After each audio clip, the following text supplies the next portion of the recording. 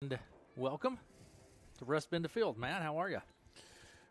Fine. We've had appetizers. We have. Our air conditioning is working, so you have met all my basic needs of. Mr. Eubank got the air conditioner cranking in there. So we had onion rings. We're in good shape. So, Matt, it's senior night. We're on YouTube. We'll be over on our FM dial, FM frequency here in just a little bit. But senior night, we have seniors that are lined up, and they're waiting. 10 of them, I think, right? Just a few minutes to get. And they're just honoring just the football players. Yeah. So not cross country or any of those other fall sports. Whenever we get going with that, we will join public address announcer Andy Ray. And then also it's youth sports recognition at halftime, so Yes. it might be a little extended halftime as the JVAA and YMCA football player kids will be out there to be recognized. Yep. So we'll have. There's just a lot going on tonight. This is the first full football weekend. High school, Friday night, college, Saturday. There's a big one tomorrow. And then Sunday, NFL. Now, Chiefs fans, of course, are already, their weekend's over. They're done. Last night crushed it. They have been falling off their pedestal. They're now back down to normal levels. But the big one tomorrow, Iowa State. You're an Iowa State fan. You know, Iowa State will never be favored to beat Iowa. I mean, in the last 20 years, I don't know if they've ever been favored. I was reading some analysts yesterday, and they had favored Iowa State to get the victory tomorrow. I don't know where those guys are from, but they're not from Las Vegas because that wouldn't be – that's not happening. But Iowa should win the game. I want Iowa State to win. I'm an Iowa State fan, of course, but alumni. But, I think they've got a senior quarterback. If he's healthy, they got a better defense. I would think they should beat Iowa State, but you never know. If Iowa State's got a freshman quarterback, a freshman running back, a lot of freshmen. It's hard to win big games when you got a lot of freshmen playing key positions. So, yeah, it's But tonight we've got two teams that have matched up the last 3 years here in Russ Bend Field between Red Oak and West Central Valley. And Red Oak has really dominated this series the last 2 years, actually outscoring Central Valley 62-0. So, I think that will not happen tonight. This will be a much closer game, I think, for a variety of reasons. One, West Central Valley's got a lot of their players back from last year. Red Oak beat them last year. They were 1-3 at the time, and West Central Valley rallied and finished their season 5-4 last year.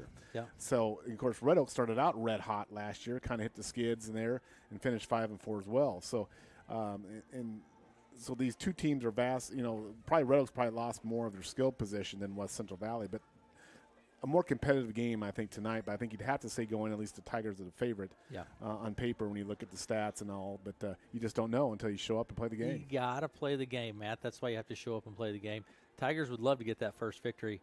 And folks joining us, I do want to say it is senior night, so we are a little bit early here tonight, but it is senior night. That will get underway here in just a few minutes, and we will have public address announcer. So, and there's a lot of big games around. So I was going to ask you, what are you looking for big games tonight, or to even tomorrow? What are you looking for college? Well, the high school night, at least, talk about probably by rank standard, it's Lewis Central versus ADM. Lewis Central 7th ranked and 4A. ADM's number 2 ranked.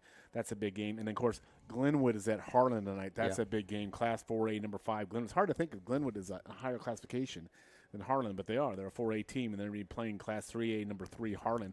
That's a big game, but maybe a little bit more relevantly close to our KCSI area. Clarendon Trainer, these are both undefeated teams, and of course we saw Clarendon just dominate Red Oak last week. That game's going on in Trainer tonight. That's an interesting game to watch. And then probably the best 8-player game tonight, I think, in the area, Aaron, is number 4 ranked Lennox at number 9 ranked Bedford. Bedford is just kind of that sleeping team that no one's looked at the beginning of the season, but they're a really good team, and this will be an early indication of the legitimacy of Bedford. And then, of course, Lennox always got a tough program, so that's a big 8-player perennial, absolutely. Yeah. Just a few minutes away from senior night, and we will join Andy Ray, public address announcer, here and get underway. Ladies and gentlemen, we would like to start our senior night program by showing our appreciation for the Red Oak Athletic Boosters and Red Oak Music Boosters. The Boosters purchase and present banners to all of our senior participants each season. Your support is much appreciated. Please give them a hand.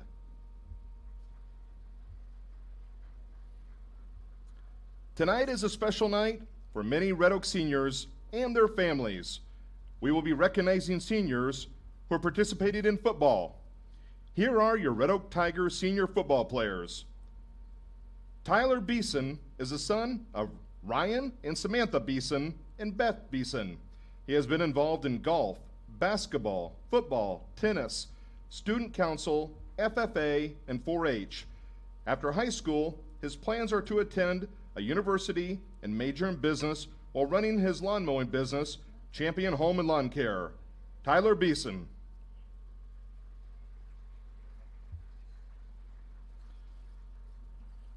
Brighton Bergren.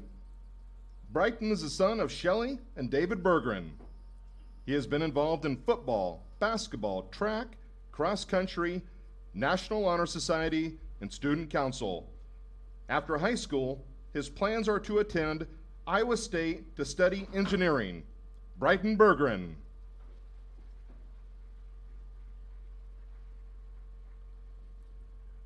Baz Clear. Baz is the son of Carmen Clear and Gary Clear. He has been involved in football, wrestling, and golf. After high school, his plans are to continue playing football and/or wrestling in college, and after college, go to welding school. Baz Clear.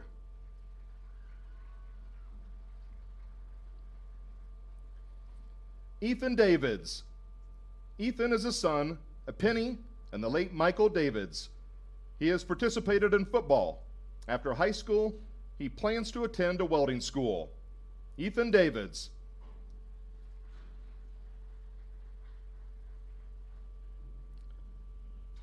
Peyton Ectornaugh.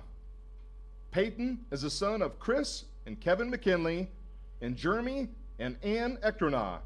He has been involved in football, wrestling, golf, track, and baseball. After high school, his plans are to continue playing football in college and pursue a degree in engineering. Peyton Ectornaugh.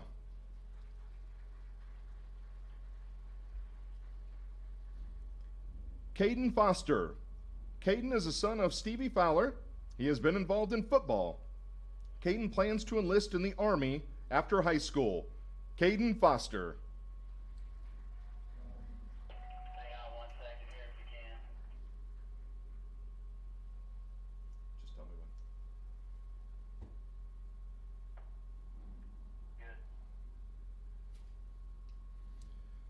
Good. Xavier Foster. Xavier is the son of Sherry and J.C. Chapin. Xavier has been involved in football and bowling. He has competed in the welding program. After high school, Xavier plans to continue with his welding career. Xavier Foster.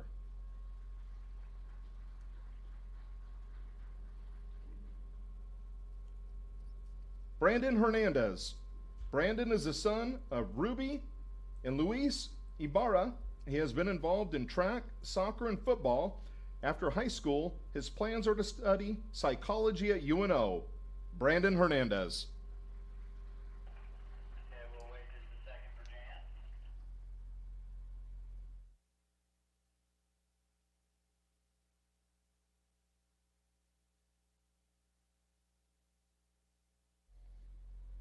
Bennett Johnson. Bennett is the son of Bryce and Jenny Johnson. He has been involved in football, bowling, and dirt track racing. After high school, his plans are to farm. Bennett Johnson.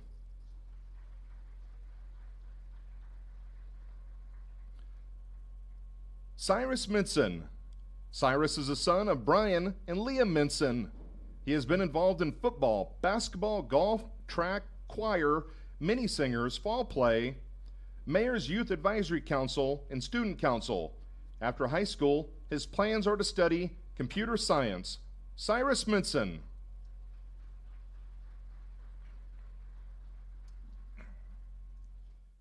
Anderson Rule.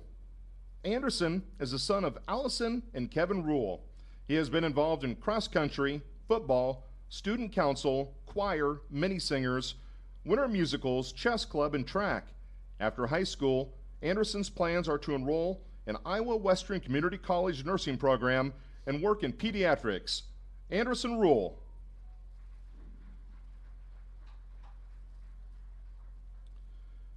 Jack Smedke is the son of Amy Smedke and Tom Smedke. Jack has been involved in football, basketball, and weightlifting. Jack will pursue a degree in the health field after graduation. Jack Smedke.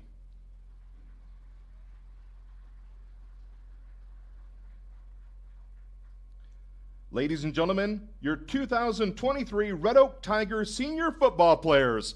Let's give them a round of applause. All right, public address announcer Andy Ray. We're going to step away and grab our radio audience, and we will be back in just a moment.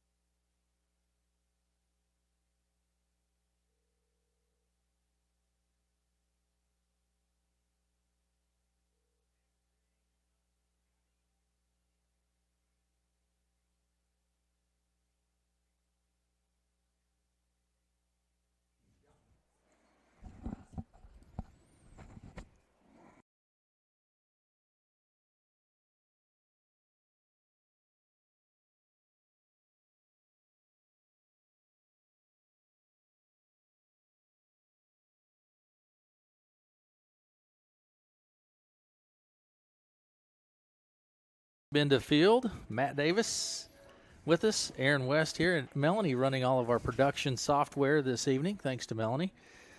Matt, it's senior night. The seniors have been introduced, and if someone would like to go back and watch that, it's on our YouTube channel. They can go back and watch that later. So Yeah, really nice presentation. All the moms and dads and the family out there with these seniors on the track being recognized by the Red Oak Tiger crowd. Yep, and a nice presentation there. So it's football time, Matt. Week number 3, the Red Oak Tigers, West Central Valley Wildcats. And what do you think here, Matt? Well, what are you looking at? Last game before they Tigers start getting in, also I'm assuming for West Central, before they start getting the district games. So an opportunity here to kind of really, I think for the Tigers, if you look, after tonight, to be almost, close to that halfway part through the season. But first game was a high-scoring affair with Southwest Valley. You come into a buzzsaw against Corinda last week and just say what it was. The Tigers were dominating that game. You think you kind of just flush that game from the system. You say, okay, week 3 here. Let's get back on our track here. And I think for the Tigers, what Coach Nordine would like to see is a complete game, a 4-quarter game, all the facets of offense, defense, especially. And that's what every coach wants every game from their team. But this would be a nice week for the Tigers to settle in and do that performance. Now, from the West Central Valley perspective, this is a team that's got a little bit of momentum. They're 1-1. They feel good about themselves. Like I said, this is a program that's had some lean years, but they had a big year last year by their standards, and they were finished 5-4 as well. Their quarterback's back. Their running back is back. I don't think their team speed or their strength probably equals Red Oak, but that doesn't always matter in a game of football. What matters in a game of football is who can execute and who gives that grit and effort. So I think that's the key for the Tigers tonight is they have the strength and speed advantage, but they need to be in the game, mentally engaged, and show that determination. Good week. You had the opportunity to visit with Coach Nordine. Did they have a good week of practice? Everyone healthy on the Tigers? What are you looking at there? Everyone's healthy. Everyone has been playing well. And as you'll see in the interview, pregame interview here with Coach Nordine, week 3 you can kind of go deeper into your offensive playbook. You're a little bit different into your schemes because you've had, you come in 2 weeks of preseason practice, you hit your first game, but now they're, month or so into the season. So my guess is we'll see some different offensive wrinkles from the Tigers tonight in this game. It's Red Oak. So if you're anywhere in the Red Oak area, you have plenty of time. The kickoff is at 7. So you have plenty of time to get on down to the field here, watch a good football game, go to the concession stand, buy something there, and enjoy the evening. It's really, as soon as the sun goes down, it's going to be an absolutely beautiful evening for football. Yeah, I mean, every Friday night so far the season has been just perfect football conditions, and the field is in good condition here. I think Chris Van Oswald has been mowing it a little bit. Seems to be mowing it a little bit shorter, which I like. I like that little short grass track for the players versus the taller grass. But the field is in good shape, and no wind effect tonight, so it's going to be a good night for football. Matt, let's take a break, and we'll come back and visit a little more about this game right after these messages.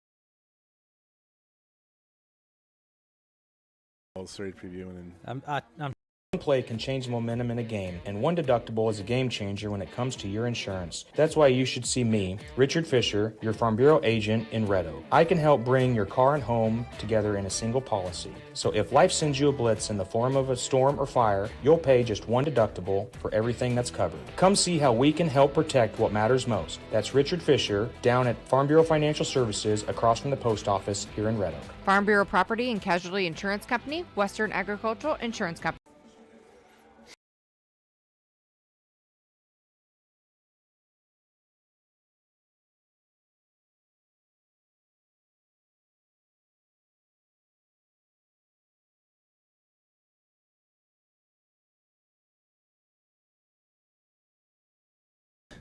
and the Red Oak Tigers and the West Central Valley Wildcats.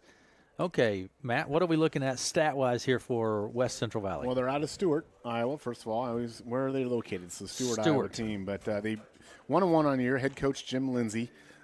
They lost to a good Panorama team opening week 28-17, and then coming off a win over Shenandoah last week 27-19. As we mentioned last year, they were 5-4 last year.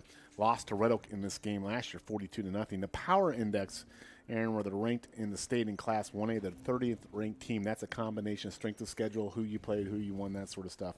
They're led offensively by senior quarterback Nate Gerling. He does not pass a lot. This is a rush-based team, but he's 13 for 22 from throwing this year to the 185 pass yards. No TDs, 3 INTs. So stat-wise, you don't see much of a pass game from this team. But the running backs, they're led by junior Trenton Naragon. He's got 14 carries, 51 yards, 2 TDs. And then senior running back Jason Edgington, 23 carries, 148 yards. They do have a big play wide receiver, though.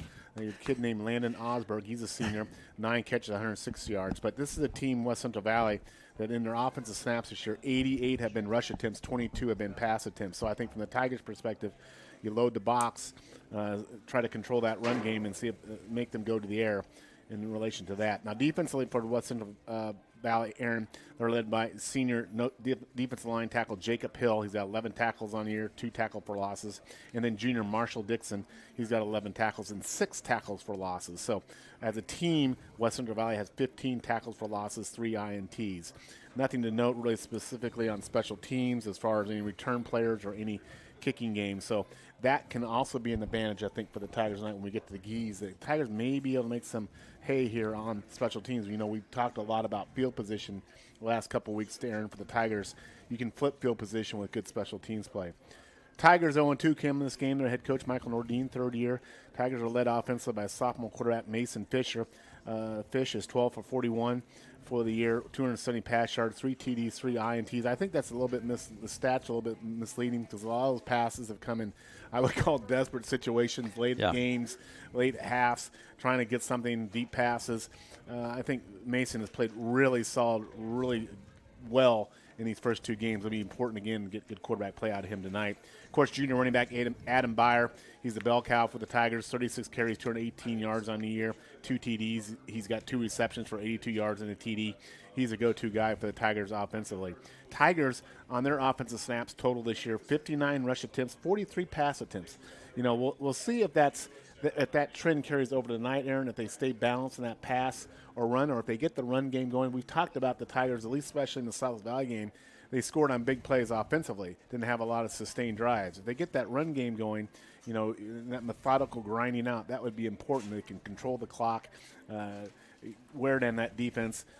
I think Coach Nordine said he'll take points anyway and get them, but that would be good. The Tigers are ranked 41st in the state in Class 1A in the Power Index for what that is worth. Defensively, of course, the Tigers are led by Byer at linebacker. He's an all-district player. He's got 30 tackles on the year. And then the other linebacker, Jack Schmidtke, you know, Jack is just a tremendous football player, 21 tackles on the year, 2.5 tackles for losses. Special teams, I think the Tigers haven't had any big returns this year. Look for Braden Sifford with his speed out here tonight. This is a game where you think Sifford might get some space out here and get something out there. And then the other thing on special teams from the Tigers, we've talked a lot about their coverage on kick return coverage and punt return coverage, trying to pin those teams down and make their drives longer in relation. That's something to keep an eye on tonight, see if that, because it doesn't appear, at least statistically, that Wildcats have any dangerous return players. So maybe it's an opportunity for the Tigers to they get some of that better field position. And like we mentioned, in this overall series, these teams have only played a handful of times, back 3 times in the last, from what we can see in the varsity-bound era. The Tigers have beat them all 3 times. In the last 2 games last year, the Tigers, like we said, have outscored them 62-0. But I think you throw that out the window tonight, and I think both these teams are much more evenly matched than they were last year. Absolutely. Matt, we're going to take a break. We're going to step away. When we come back, we'll have your conversation with Coach Nordine. Right back after these messages. Hawkeye Ford in Red Oak is all new and better than ever. I'm Mike Utz, the new General Sales Manager. We boosted our inventory and expanded our dedicated sales and service teams while retaining the familiar faces you trust. Buying, selling, or trading, we've got you covered. Experience the fresh selection of cars and top-notch service at Hawkeye Ford in Red Oak. Discover more at HawkeyeFord.com.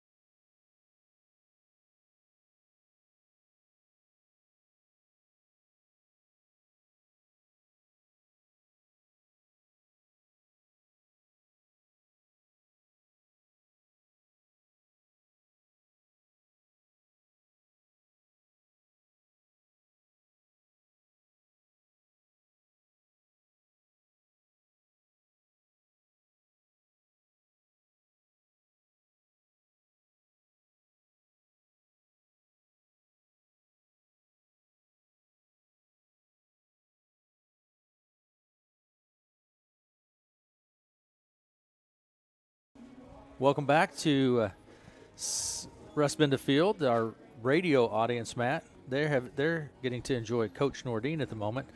And quick rundown here, what we have going on. Here's what's going on tonight. Lows in the mid-50s, clear skies, and the winds are going to be light. That's just about perfect. Yeah. It's just about perfect. We had a little rain last night. We did have a little. We had 700s at the studios. Tomorrow, sunny, mid-80s, and south winds of 5 to 10. Saturday night, there's a 20% chance of showers, lows in the upper 50s. Sunday, a 40% chance of showers, highs around 80. And Sunday night, a 60% chance. So we're going to get some rain maybe. What's the weather in Chicago for the Packers-Bears game? That's what I want to know. I want rain and mud in Chicago on Sunday for the Bears. The Bears would play better when it's muddy. Who's got? You're fired up about that game. I'm not fired up. When a Bears fan plays a Packer game, it's always – I had to think about what I've got, my fan world this weekend. Saturday, I have the biggest rival for my college team, Iowa State. Yes. Doesn't usually go well for my team, but, it does. It turns out well. Sunday, not the biggest rival for my NFL team, the Bears against the Packers, usually doesn't go well. However, Mr. Rogers is gone out of Green Bay. So yes, he is. There's hope in Chicago that we might have a chance. So anyway, 2 big football games for those. Your weekend could be really, really good. Or it could be like Kansas. If you live in Kansas City and Missouri, what a horrible night it was last night. The Chiefs got beat. And of all teams, Northwest Missouri State Bearcats. Northwest Missouri State, they didn't just lose. They lost at home. 33-13, I think was the score. I think there was 5 interceptions in that game, Bearcats threw. So, those are 2 teams that are perennial powers. So who knows what can happen this weekend. That's why you got to show up and play the game. But talk to me about Nebraska. Nebraska's got a big game as well tomorrow. This is at Colorado. Hype here with this game. Yeah, of course, the Deion Sanders out there, the head coach at Colorado, has brought a lot of attention to that program. And There's always been bad blood between Colorado and Nebraska. They haven't played for many years, but it's all coming back here. Sanders Dion likes to swirl that media attention, so that'll be a great game tomorrow as well.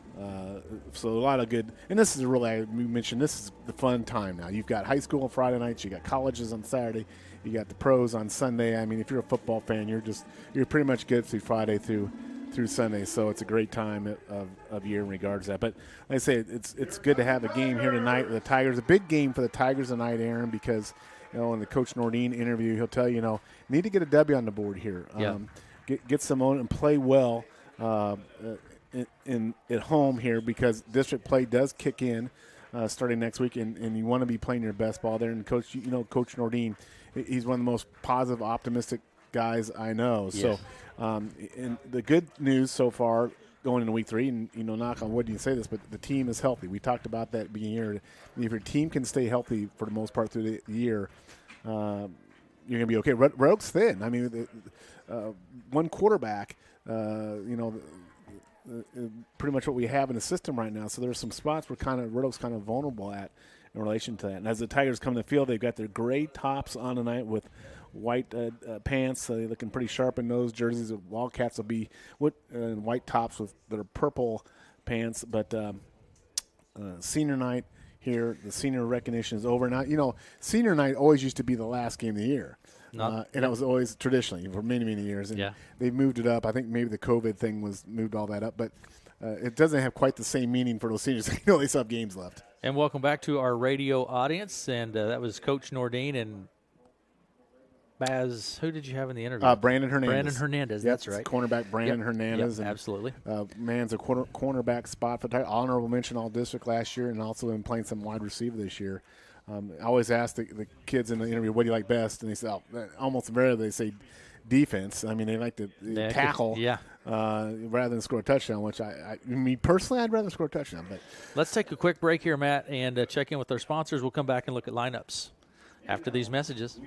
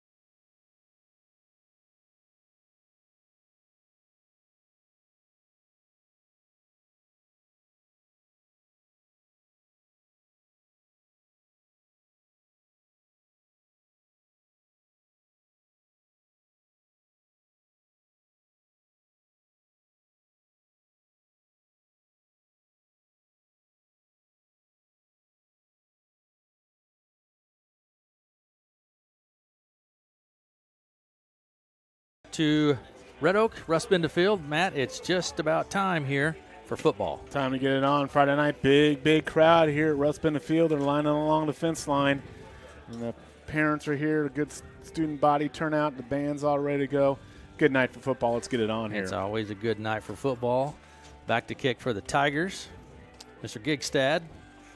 That's Landon Gigstad. He'll be likely kicking to Trenton Aragon or Jathan Edgington. Will be deep for the Wildcats. And right off the bat, kickoff is a big thing. And one of the keys we talk about, trying to have good kickoff return coverage.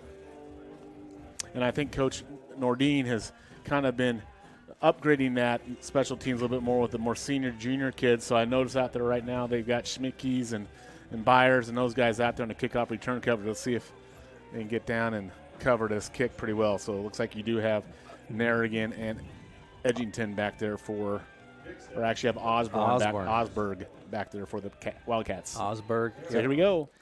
And Narrigan. Kick away for the Tigers.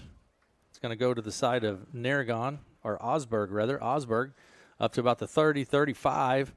He's going to be met and brought down at about the 36. Yeah, good job there by Jats Kaminsky. Tigers were there quickly on that. Good return there by the Wildcats. Came up on the ball well and advanced it quickly. So pretty decent field position here for the Wildcats to start their first drive on their own 35-yard line. It's going to be, spotted on the 35. And like Matt said, they're going from north to south, right to left as we're looking at the field here. Just short of the 35. Tigers, again, going to go with that 3-4-3 kind of look in their defense here. Packing it in, loads up the right side of the line. You have Gerling at quarterback. Take the shotgun snap.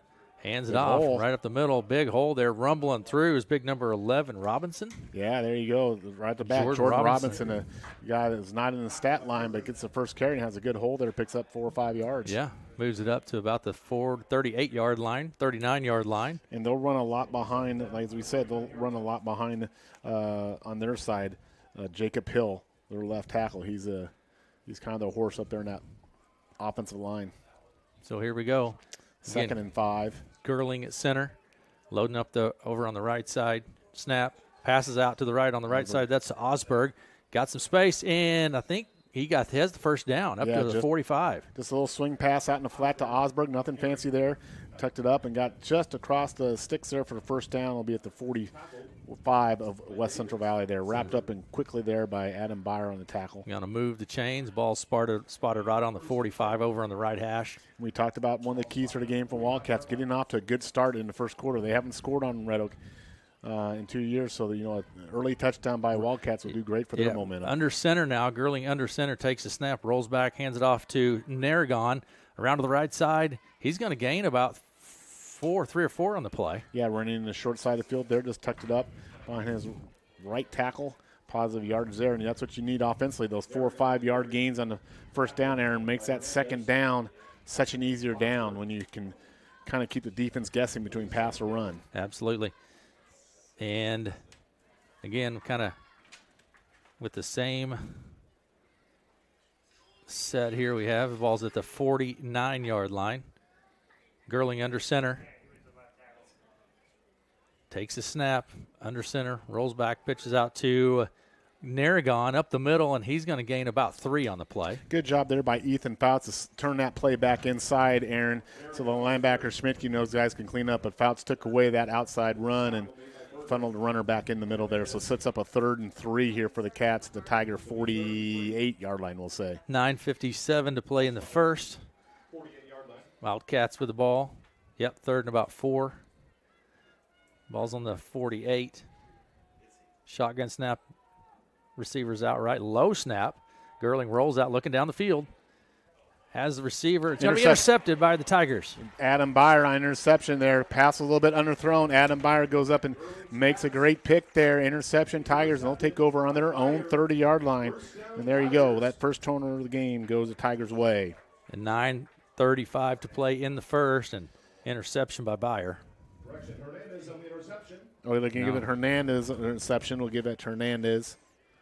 Yeah, Brandon Hernandez with the interception. And we talked. That's who we focused on in the pregame. We talked about his cornerback play, and there it was. Brandon makes a great play there for that interception. So the ball is going to be spotted on the 30. Looks like. What kind of What fun? is We've this? got A straight line. Coach Nordine said there was going to be some uniques. Then that was definitely unique. Snap to Fisher. Out to Byer over to the right side. Jukes one, goes around to the left, back up, and he'll be brought down. No real gain on the play. Just a little swing pass there. Nice defensive play there again by Jacob Hill, number 60, and on a tackle for the Wildcats. Couple yards there for Byer on that little kind of little That was definitely flat pass. a unique Yeah, set. they come out in all 9 lined up in a vertical line right behind the center, and then they go to their positions. Fisher, center, you got receivers left and right, Byer in the backfield. And going in motion for the Tigers, hands it off up the middle. Byer with the ball, got some room up to the first down, still on his feet. And he's going to be brought down. He had the first down, but I think he kind of retreated to try to pick up more yards. He might be marked just short. He was past the sticks and then tried to reverse field, so they're going to mark him short of the sticks. It'll be third and about a half a yard here. Yep. Okay. 3rd and 1.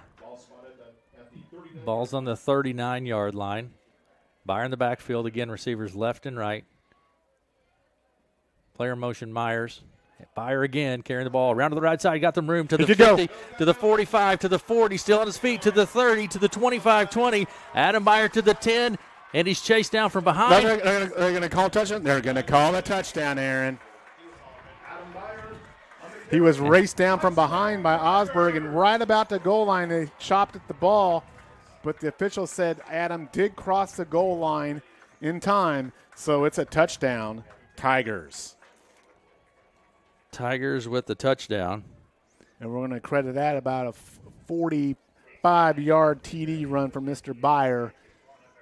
And the Tigers break on top 6-0. And now they'll be going for the extra point here.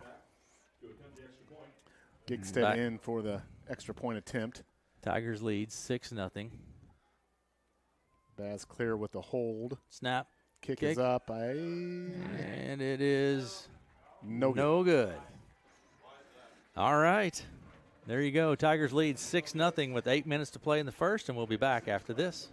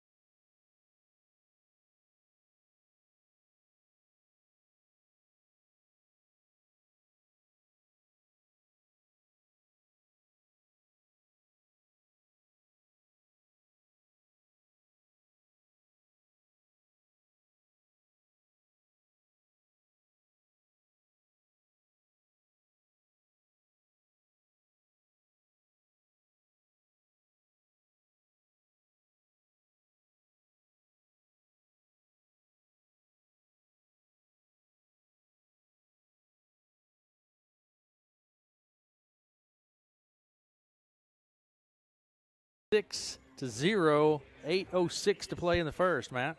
Yeah, Tigers turn over on that first possession and take it down if you'll get a touchdown. And here we go with the kickoff from Gigstead. Kick away. Going to be brought down by the Wildcats and be headed about the 30. Was that Schmedke? That was a lick by Schmedke. Yeah, good job there by coverage by the Tigers. Now Cats will start at 28-yard line. I think from the Tigers' perspective, anything that starts inside that 30 would be a good kickoff for the Tigers coverage-wise, and I count that right there. So good job by the Tigers on kick coverage there. The Cats will start on their 28. 28-yard line, and here we go. Wildcats with the ball. 8 minutes to play in the first. Gerling under center. Nate Gerling, senior quarterback. Rolls back, hands it off right in the middle. Number 11 again carrying the ball. That's Robinson. Just a quick hitter, and he's a typical fullback, Aaron. He's got some size and some strength to him, and just a quick hitter up the middle there for 5 yards. And it's second and about 6. Xavier Foster, senior, in that nose tackle there on the D-line. Fouts and Gigstead defensive end slots there for the Tigers. So far the Tigers have been staying in that 3-4 base defense. We'll see, and they're bringing up their linebackers up on the Packing line. it in there tight. Under center snap to Gerling. He rolls back again. Kind of just straight up the middle, maybe a little to the left. Great tackle there by Ethan Fouts. You know, Ethan Fouts just a sophomore and Robinson again carrying the ball. tremendous athlete there. Covered some ground, fought off a blocker, and made the tackle. Sets up a third, and we'll call it maybe 3.5 here for the Wildcats at the 35, Aaron. That's exactly what it is. Ball's on the 35-yard line. We'll see. You know, the Cats have shown pass here a couple times tonight. Tigers have been pinching up on their defense here, so. Gerling under center. Robinson in the backfield again. Rolls up, looking to pass. Nope, quarterback's going to keep it. Rolls out to the left, and he's going to be brought down right back where he started, Matt, at the 35-yard line. Yeah, just a good job there by the Tigers defensively, and that was Nolan Perrin in there, kind of wrapping them up and getting them to the ground. Now bring up a 4th down. Good stop by the Tigers there defensively, and they'll get the ball back here with 6:27 to go in the first quarter. Tigers up 6-0. Sifford will be back on this return for the Tigers. And here we go. Back to punt for the Wildcats is Gerling. Gerling. Kind of an Australian side kick to the run. It's Nice going to be punt. High. fielded by Sifford. At the 30. Sifford still on his feet to the 40. He's got some room up to the 50. Sifford, he's brought down at the 50. Nice return by Sifford. About a 22-yard return, and that's what I was talking about on special teams. You knew there was an opportunity for the Tigers to do something. So far, so good for the Tigers on special teams. A good return there in the punt return for the Tigers. And we talked about field position. Aaron, good field position here for the Tigers to start their second offensive drive at the 50-yard line. Right on the 50-yard line over on the left hash. Tigers with the ball. 5:58 to play in the first. When you start on that 50, it's almost like you got a mentality like you're going downhill in terms of offensive when you start on field position that way. So here we go. Kind of packing this in tight here. Fisher will take the shotgun snap. Byer in the backfield. Hands it off to Byer. Around to the right side. Stiff arm. Around the 50 to the 45. Still on his feet. Right at the sideline. Kind of dancing down the sideline. And then goes out at about the 42. Good stiff arm there by Adam Byer. I don't see that too much more, but he was able to fend off a defender there and drag another for a couple more yards. And they're going to actually give him about 8 yards on that run. So that's all the way down to the Wildcat 42 here. It sets up a short 2nd and 2. This is a good passing situation right here. Wildcat 42, 2nd and 2. Ball on the right hash. Loading up over on the left side. Tigers are. Snap to Fisher. Byer again around to the left side. There's another stiff arm by Byer around. He's got some room. First down and gains about 2 or 3 more past the first down. Yeah, just speed there. Got the first down. It was good pursuit there by Dalton Clayton of the Wildcats pushing Byer out, but Adam was able to turn the corner with the speed and pick up the first down and brings it all the way down to 39-yard lines of the Cats. It'll be a first down for the Tigers. And, yep, the ball's spotted on the Wildcat 38, 1st and 10. You know, Adam doesn't have that classic run type look, but he's extremely fast and extremely quick, and he can move. Here we go. Receivers left and right. Snap to Fisher. Again, Sifford. up the middle, that's Sifford with the ball, and really not much there on that one. Yeah, good job there by a Wildcats defensively to clog that up there and hold Sifford to a couple-yard run there. Number 53, Zach Teague, in on a tackle there for the Wildcats. Gained maybe a yard on the play, Matt. Give him a yard. Be 2nd and 9 here. 5 minutes to play in the first. Red Oak leads 6-0. Ball's on the Wildcat 37. Sifford remains at tailback here on this 2nd down play. Snap will come to Fisher. Receivers left and right. Roll back. Looking to pass. Looking to pass over the middle. And yeah, right there, but incomplete. Yeah, right there in I don't think that was Berggren saw that, but incomplete. But the pass was right there as a bullet from Fisher, and ricocheted off Berggren's helmet, but it'll be 3rd and 8 here. And 3rd. 4:29 to play in the first.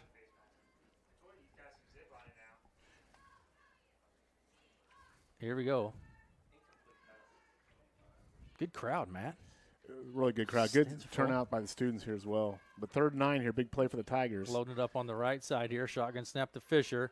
Here comes Byer around to the right side, turns it up the middle. Good tackle. Good lick right there. Yeah, they tried to turn up the middle there, but that came from Zach Teague, defensive lineman. He put a lick there, and Adams getting up kind of slow from there. That's going to set up a 4th and 7. Let's see if the Tigers punt or if they go for this here. Adams kind of shaking that one off. That was a big hit by Teague coming down from his defensive line slot. So I think the Tigers are going to go for it here, Aaron. So it's 4th and it looks like 4th and 7. And the Tigers are on the Wildcat 37. They got to get about the 28-yard line for a first down here. Receivers left and right. Snap to Fisher. Looking to pass. Fisher out on the left side, just a little too far out of the hands of the Tigers. Intended for Myers. Yeah, he was open. Just let him a little bit there. Incomplete. It'll be a turnover on downs. So Wildcats will take over at their 36-yard line. Good defensive stand there by the Wildcats. The Tigers started on the 50 there. I'm just watching Byer here after that hit. You can see Byer out his safety position here. Aaron, he's bent over. He's still feeling the effects of that hit. We have folks watching. I hope. Here from one Miss Grace Davis. Folks watching from upstate New York, cheering on the Tigers and Coach Nordine. Tigers running the player out late on the field. Snap to Gerling. He keeps it round to the left side, 35, and he's going to be driven down at about the 38-yard line, his own 38. Yeah. Tackled by Bergeron there. Ethan Davids came in and made a little jukes on David to get outside, but wrapped up quickly there by Bergeron from his right cornerback slot. 3:40 to play in the first. Red Oak leads 6-0. Wildcats have the ball on their own 38. Shout out to my daughter Grace Davis. She's upset because the Cubs lost today, 1-0. She had and the Chiefs lost last night. Yeah. It was a rough stretch. Day stretch there for my daughter's sports teams. 2nd and 9 here for the Cats at their 38-yard line. Under center now, Gerling under center. You have Downing there in the back, Robinson in the backfield. Gerling rolls out, looking to pass, going deep. And it's just kind of out in the middle of nowhere. Hernandez was going for it there. Yeah, good coverage there by Brandon as he really had that covered. And really Brandon was the only one that actually had a chance to cover that He was pass, seeing interception number 2 is what he was seeing. Yeah, it'll be 3rd and 9 here. Bennett Johnson in on the defensive line for the Tigers on this series. Kyler Sandholm over there at the kind of left cornerback slot. So some of these other guys, Coach Nordine rotating in some new guys here on defensively this series. But big play here for the Tigers if they can get a hold here and try to maintain this field position with a stop here if they can get it. So Gerling's looks like he's going to take the shotgun snap. Cats going too wide here to snap to Gerling. Gerling, he rolls out looking for the pass, looking down the field.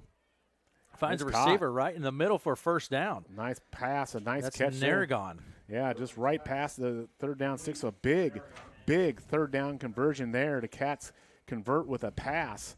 Typically you don't think of the Cats as a passing team, but there they got it done. And it was a good low pass that Narragon had to go down on the turf and slide to get, and he made the catch. It's first down at the 48-yard line for the Cats. So their move up to now to their 47-yard line is where the ball is spotted. 1st and 10 for the Wildcats on their own 47. Under center, Gerling rolls back. There's Narragon again around to the right side. About 5. He's going to pick up about 7 or 8 yards on the play. A little momentum here from the Cats. You can tell that the 3rd down conversion put a little wind under their sails, and good job there by their right side offensive line on a short side of the field to pick up 7. We'll give them 7 yards on that. So it'll be 2nd and about 3. And they're in Tiger territory at the 47-yard line, the Tigers. 2:18 to play in the first. Red Oak leads 6-0 here. 2nd and about 4, Matt. And we talked about sustained drives here and big plays. You know, Red Oak scores on the big play offense. Here's the Cats putting together a sustained drive. Gerling under center, hands it off to Robinson, rumbles forward, picks up the first down and about 4 or 5 more. Yeah, you know, and this is an early indication, but this is kind of what we saw in the Southwest Valley game. A quick score by Red Oak and then a long sustained drive by the opponent. We'll see if the Tigers can bow the back here and get a stop here. That's 1st and 10 for the Cats at the 40. They're into Tiger territory now. Minute 45 and counting. Balls on the 39. The key has been the Cats have picked up good yardage on first down, Aaron, for the most part. When you pick up positive yardage first down, that just makes it a much easier get for first downs. Snap. Gerling hands it off to Narragon, I believe. He's going to be wrapped up, but not before he gains Yeah, a little bit on about 4 or so on the just play. blowing through the defense line. Linebackers are making tackles, but linebackers are making a tackle 5-6 yards deep. So, again, another big first down pickup by the Cats. Sets up the second and maybe 5.5. So, good first down gain there by Wildcats. Minute 12 to play in the first. 6-0 is our score. And you get the sense here the Tigers are just getting ground down here on this drive. Gurling under center takes a snap. There's Robinson. There's He's good going to be stick. brought down. Sandholm with a good tackle there. Short gain. Maybe no gain. It'll be a third. Maybe a yard, Matt. Yeah, 3rd and 4 here. 48 seconds and counting. Setting the play, 40 seconds and counting. Ball spotted on the 34-yard line. And here we go. It's probably a last play of the 18, quarter here. yes, clock play 15 seconds, game clock 26. Snap, Gurling rolls out, hands it to Narragon again, around to the right side. He's got the first down. Yeah, just speed out on the outside there, and I think he's got enough for the first down as he got to the marker, and they're going to move those sticks. So that's another first down for the Cats. Cats are just methodically moving down. We'll see if the Tigers start doing a little more run blitzing here. They're going to need to stack that box because they're getting run on. 15 seconds and counting. Harlan up 7-0 over Glenwood early in that game. Fremont Mills over Stanton 8-6. Kemper over HSTW. I'm sorry, HSTW over Kemper 7-0. That's early in those games. What do we have going on Something here, with man? the clock, I think, or Clock. I don't know. They're Discussing here. I'm not sure. What do we have there? Coach Nordine's looking up at the box. He's talking to Coach Here we go. Rokup here. There we go. Getting the clock set. 15.3 on the clock, moves it back to 16.8. Wow, we're pretty high tech here for putting a second 16.8, back look on at the that. clock. It's almost like NFL here. Yeah, this has to be right now. Yeah, I didn't know a second mattered that much in high school It was football. a second and a half. It's 15.3 to 16 point. It's a second and a half. So if this game comes down to 1 a second, second and a half, Matt. we'll remember back to this time. Gurling under center, rolls back. There's Robinson again up the middle, and I think he's short of the first down. But good first down gain there. And like I say, the Cats are just grinding out the Tigers on the ground, and Tigers are going to have to bow their back here. And I think you're just going to have to stack that box and take your chances with the pass. That's going to do it for the first quarter, Matt. Tigers lead 6-0, but the Cats had some momentum right there at the end of the first quarter. We'll take a break, and we will be back with quarter number 2 right after this. Stadium 34 in Red Oak, proudly serving delicious food and drinks to all of Sunshine Country. From your favorite craft beer with a burger to a perfectly grilled ribeye steak and a glass of wine. They have a great selection on their menu. Stadium 34 also serves breakfast Saturday and Sunday mornings. And if you need a space for a wedding reception, anniversary party, family reunion, or birthday party, Stadium 34 has the perfect banquet space for a large or small event. Call today to book your party. That's Stadium 34 at the Red Coach Inn on Senate Avenue in Red Oak.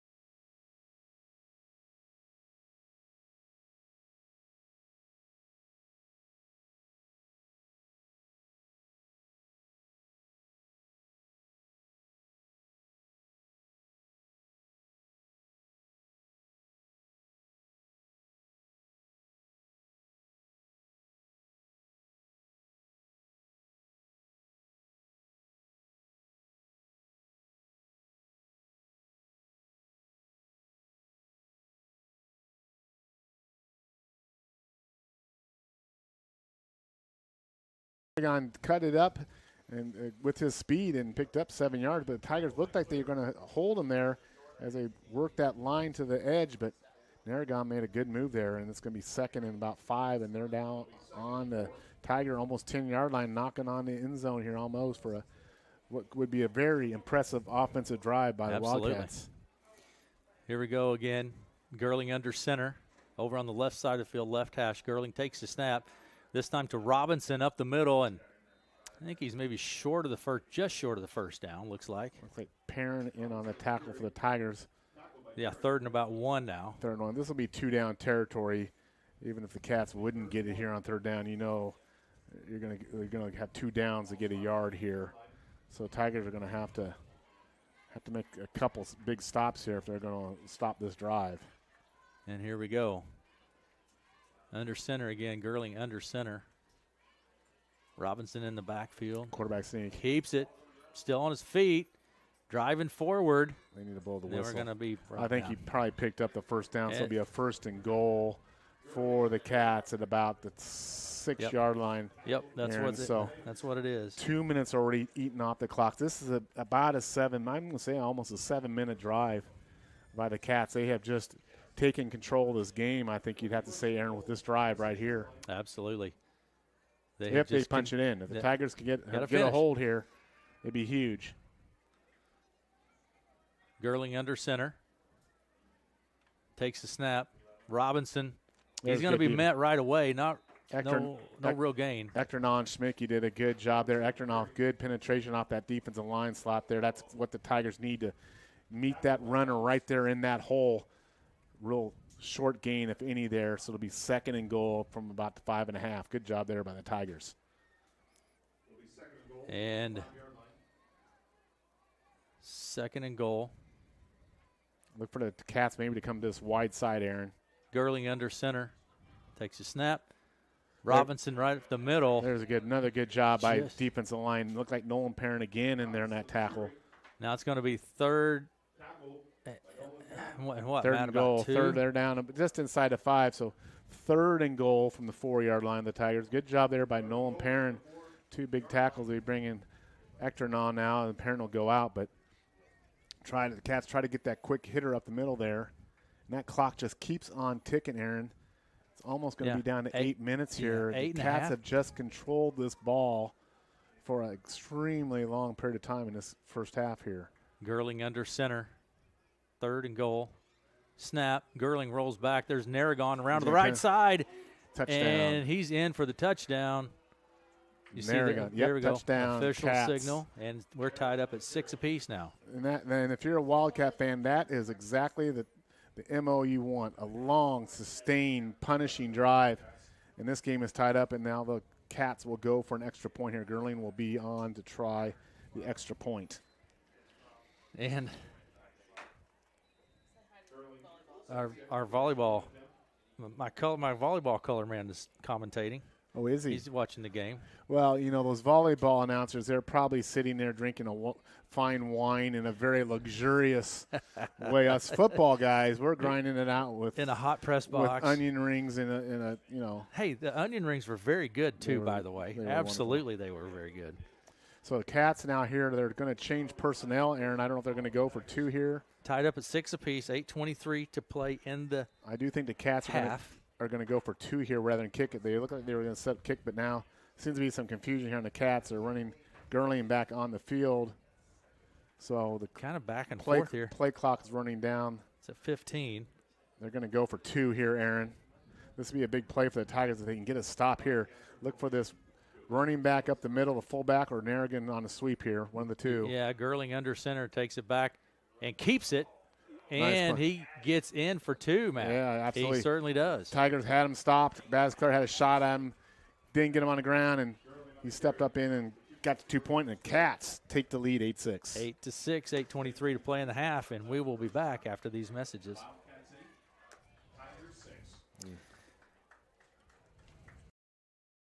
Hey Sunshine Country, it's Cheryl Porter. Do you like your job? How would you like to love your job? Fresco System USA is looking for several highly motivated workers to join our team. Come see me at 2026 Fernwood Avenue in Red Oak or call 712-623-8100 extension 6659 and we can talk about everything we offer, like benefits starting day one and so much more. So if you're ready to love your job, come see me today at Fresco System USA. Love is in the air.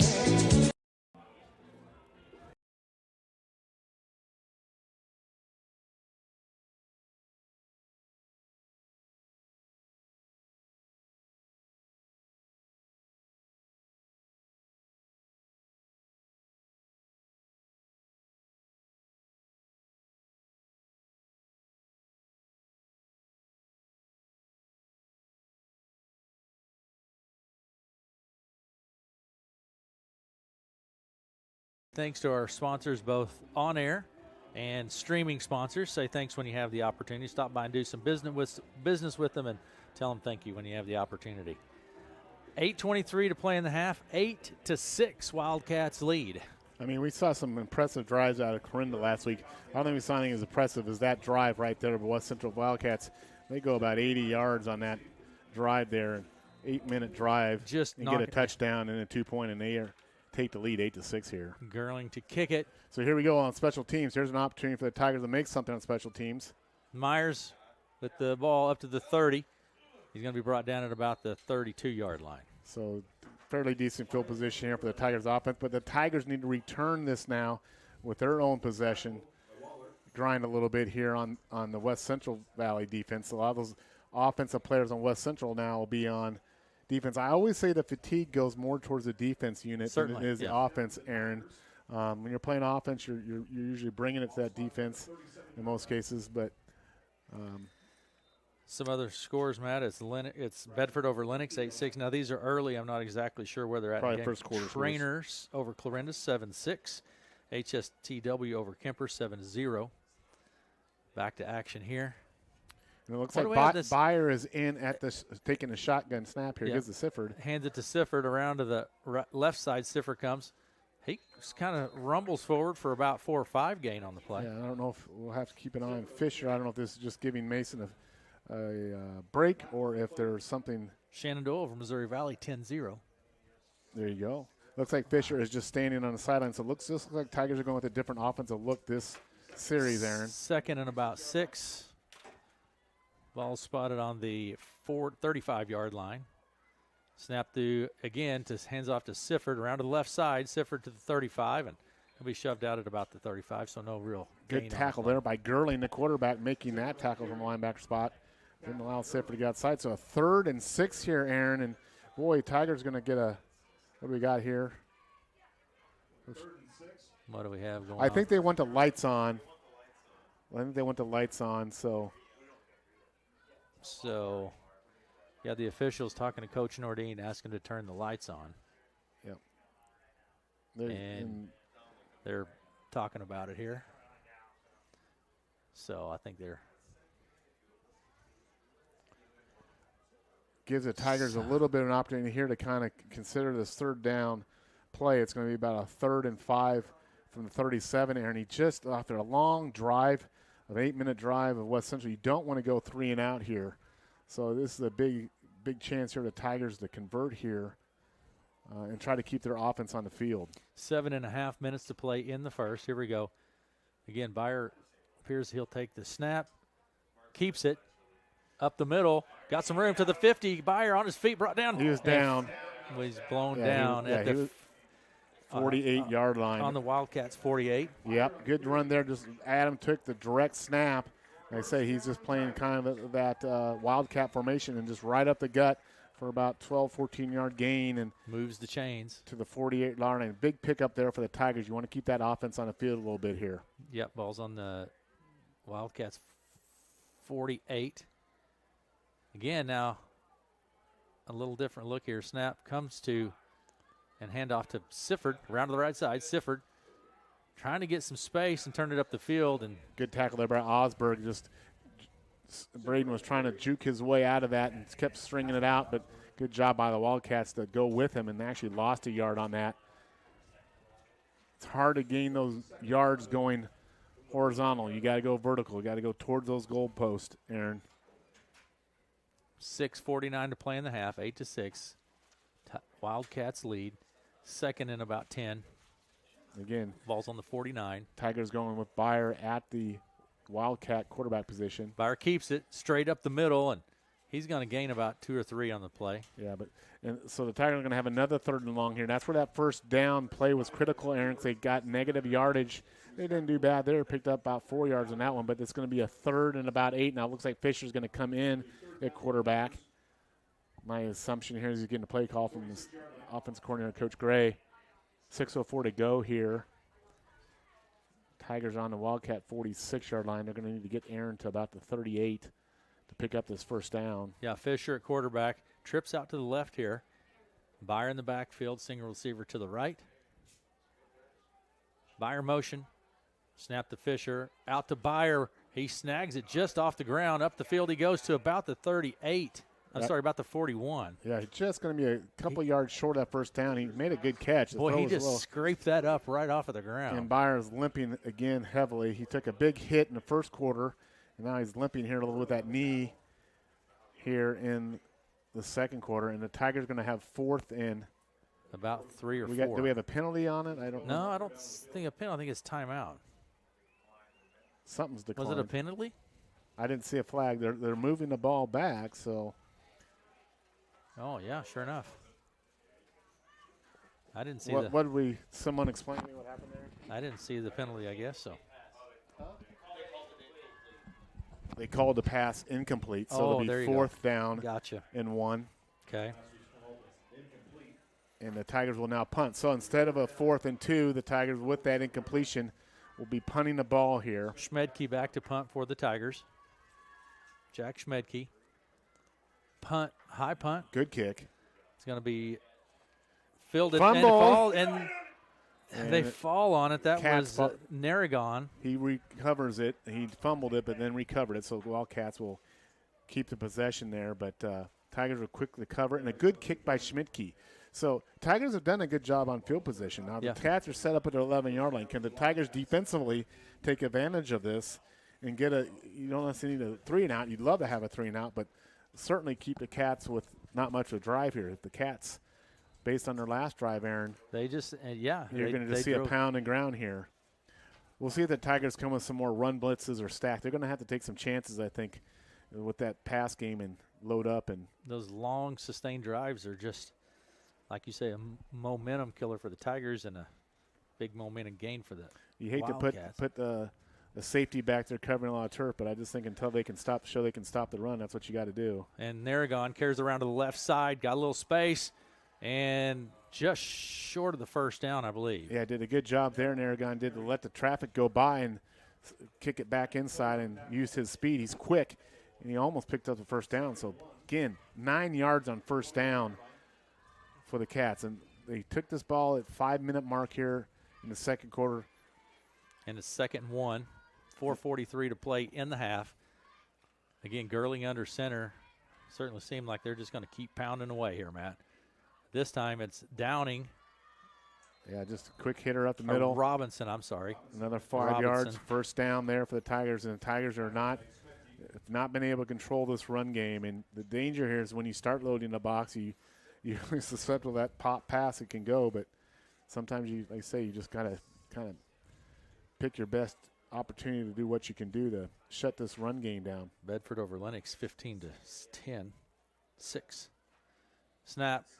And little reverse. Got a flag on the play. We'll see. Big loss of yards there, but there's a flag. We'll see if this goes against the Wildcats. For the Tigers' perspective, if it's on the catch, you'll probably decline it because you're going to have about a 7-yard loss. We'll see what the call is here. My guess is it's holding on the Wildcats. So I think the Tigers should decline this.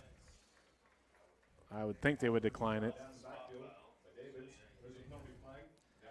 Because it would set up a second, and if it's marked right, it'd be a second about 14. They're going to take the penalty.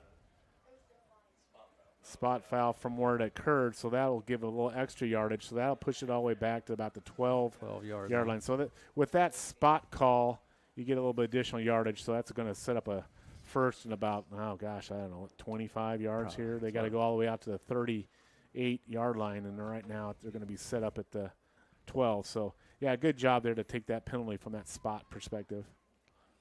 Now what are they doing? Moving it. Counted off too much. I think the officials are getting confused with the lines out there.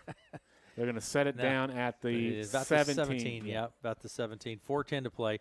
Okay, here we go. Gurling under center. Gurling takes a snap. Narragon around to the left side. Got some. He's quick, but no significant gain on that play. Yeah, a lot of. I haven't seen that real good hit from the Tigers yet. A good tackle or a jarring tackle. A lot of grabbing and getting to the ground there. So, a few yards there, but second about 15. Tigers like to keep them in the 3rd and long here. So, 2 big plays here by the Tigers. They can make a stop here. Get the ball back before half, they might have a chance to get some points somewhere, but they got to make a stop here defensively. 2nd and 14, Gurling under center. Narragon and Robinson in the backfield there. Looking to pass. Going deep. Has a receiver and through the hands of Partlow. Yeah, he had it. The pass was right on the money there, but he just couldn't get it corralled in. There'll be a 3rd down here and long for the Tigers. Tigers fortunate there. So it'll be 3rd, and the clock stops on that. That's another good thing for the Tigers. That incompletion will stop the clock. So it's going to be 3rd and 14, Aaron? Yeah. Cats will have to get to the 37. And 3:24 to play in the half. 8-6 is our score. Wildcats with the lead. And again, just taking the Wildcats just taking time here. I mean, and then the clock's not running here, but I'm just comparing that to last week, Matt, with the Cardinals, and they were just at the line. They were at tempo. It's just a different tempo. Still working for him. Pass again, and he's going to be hit and brought down. There's a good tackle by the Red Oak Tigers. Good job there. That's Ethan Davids on that sack for the Tigers, and that's a big play there for the Red Oak Tiger defense. They needed that. That sets up a 4th down, and the Tigers should get good field position here right before halftime. See if the Tigers can get some points on the board before half here. Big play by the Red Oak Tigers. Sifford back to receive it for the Tigers.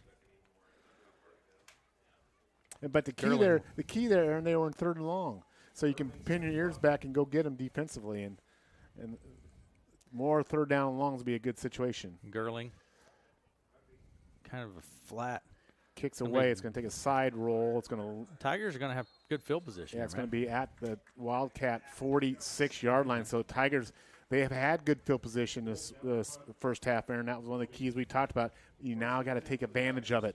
So 2:39 to go. Tigers got all 3 timeouts left. You don't need to be in a rush, but you can't be slow. What's the old adage?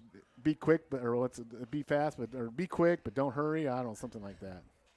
That's really old, Matt. You would know that. I wouldn't. It's something like that. Be quick. Receivers left and right. Fisher at quarterback. Byer in the backfield. Snap to Fisher. Looking to pass. Keeps it up the middle. Fumble. Strips it loose. Tigers fall on it. Yeah, it almost had a in motion there, but they did not call on the Tigers. But nonetheless, it was a loss there as Fisher dropped back to pass to anything, and he probably they can mark him out a yard loss here. But Tigers 2:20 to go. But again, Matt, you want to take advantage of field position. We compared that West Central Valley getting 6-7 yards first down. Tigers are now 2 yards behind the sticks on 2nd down. So that's a hard way to get momentum here offensively. Receivers left and right. Byer in the backfield. Snap to Fisher. Looking to pass again. Fisher was right. And just a little too high. It was kind of intended for Sifford. Yeah, that's a tough pass. That's a cross hash pass there. Good throw, but just a little tall for Sifford. That's a tough pass. 1:59 to play in the half. And now it's 3rd and 10. This is where 12. maybe got a tight end drag, something over the middle here. Fouts that tight end spot, something over the middle here. And here we go. Fisher again to take the shotgun snap. Rolls back. Going again out of the right side. And a little miscommunication there, I think, on what the pattern was. Sifford and Bergeron over in that area. It looked like Fisher was throwing kind of on a go pattern, and someone's on the comeback. So It'll be 4th down. Tigers could not take advantage of that field position. They're going to have to punt here with 1:54 to go in the half. And these opportunities where you get good field position, Aaron, you want to cash those in. Absolutely. Back to kick, Schmedke for Red Oak. Back deep, Narragon for the Wildcats. Snap, kick. Good kick. Fair catch. There's I thought he waved fair catch. I think he did. Yeah, I thought he waved fair catch, and that's what some of the Tigers said. And I haven't seen a flag, but and that's what Coach, I think, looks like Coach. They're going to let him get the yardage there, but boy, either that or he's waving to his mom and dad in the stands. I don't know. Waving to KCSI up here in the stands, but they're going to let him have the yardage. There's not much, but it will be 1st and 10 for the Cats. They've got 3 timeouts left. They got 1:46 to go here, and I think this is a little bit defense different here. Tigers, you just want to keep everything in front of you here. You'll give up some yardage, but you don't want to give up a big play here. 23-yard line, a minute 46 to play in the half. 8-6 is our score. And I think, for the Tigers, get into halftime. Think about that rush defense. Tigers should get the ball coming out at halftime, but they got to make a stop here. The Tigers do. Shotgun snap to Gerling. Quick out on the right side, too. He's good go. He's got some space. 40 to the 50. He's 40 gone. To the 30. It's going to be a touchdown. Touchdown, Wildcats. Wow. Big 75 yard, just a little pass there. The Tiger came up to make the tackle. He got by him, and he was gone down the sideline. Huge momentum play for the Wildcats. Could our camera person keep up with him? Yeah. That Osberg is fast. Well, just like I said, you just wanted to keep things in front of you. You don't want to give up a big play there, and that's exactly what happened. And now the Cats will take a 14-6 lead now with a minute 34 to play in the half. They'll go with the extra point here. Yeah, Gerling back to kick the extra point. Snap, kick. I think it's good. Looks good from here, and it is. Extra point is good, so Wildcats extend that lead with a minute and a half. Yeah, you just think of that last couple minutes there, and Red Oak had good field position on the 50 with, 3 minutes ago. Couldn't get a first down, had to punt it. And you want to keep them on end zone, and they give up a big play there. And momentum is definitely on West Central Valley's side right now. Take a break, and we'll be back after this. Farming isn't just your livelihood, it's your life. No one understands that better than Farm Bureau Financial Services. We offer comprehensive coverage that protects your farm, machinery, livestock, and so much more. You'll get customized coverage on one policy with one premium and one deductible when you need it the most. Contact Farm Bureau agents Bruce Bryant or Jamie Sifford in Red Oak and learn more about smarter insurance for agriculture. Farm Bureau Property and Casualty Insurance Company, Western Agricultural Insurance Company. One of their ads are way long. Who's that? Oh.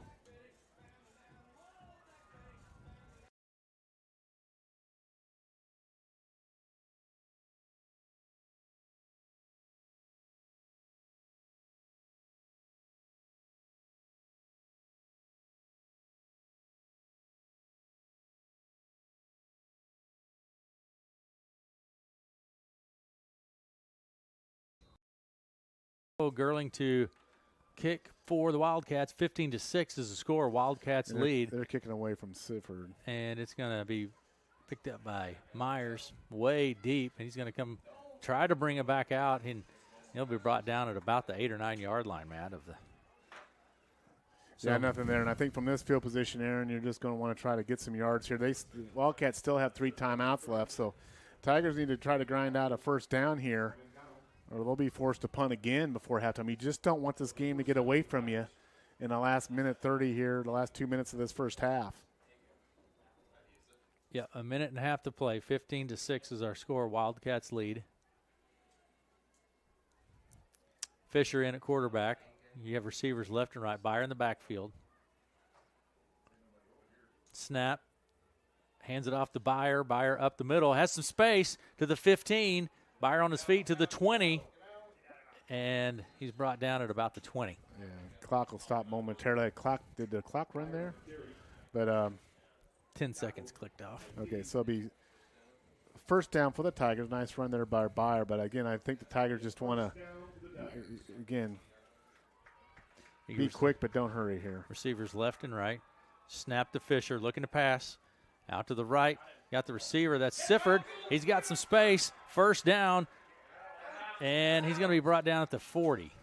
The clock will stop there. Nice play out there. Sifford made a nice catch, juked his guy.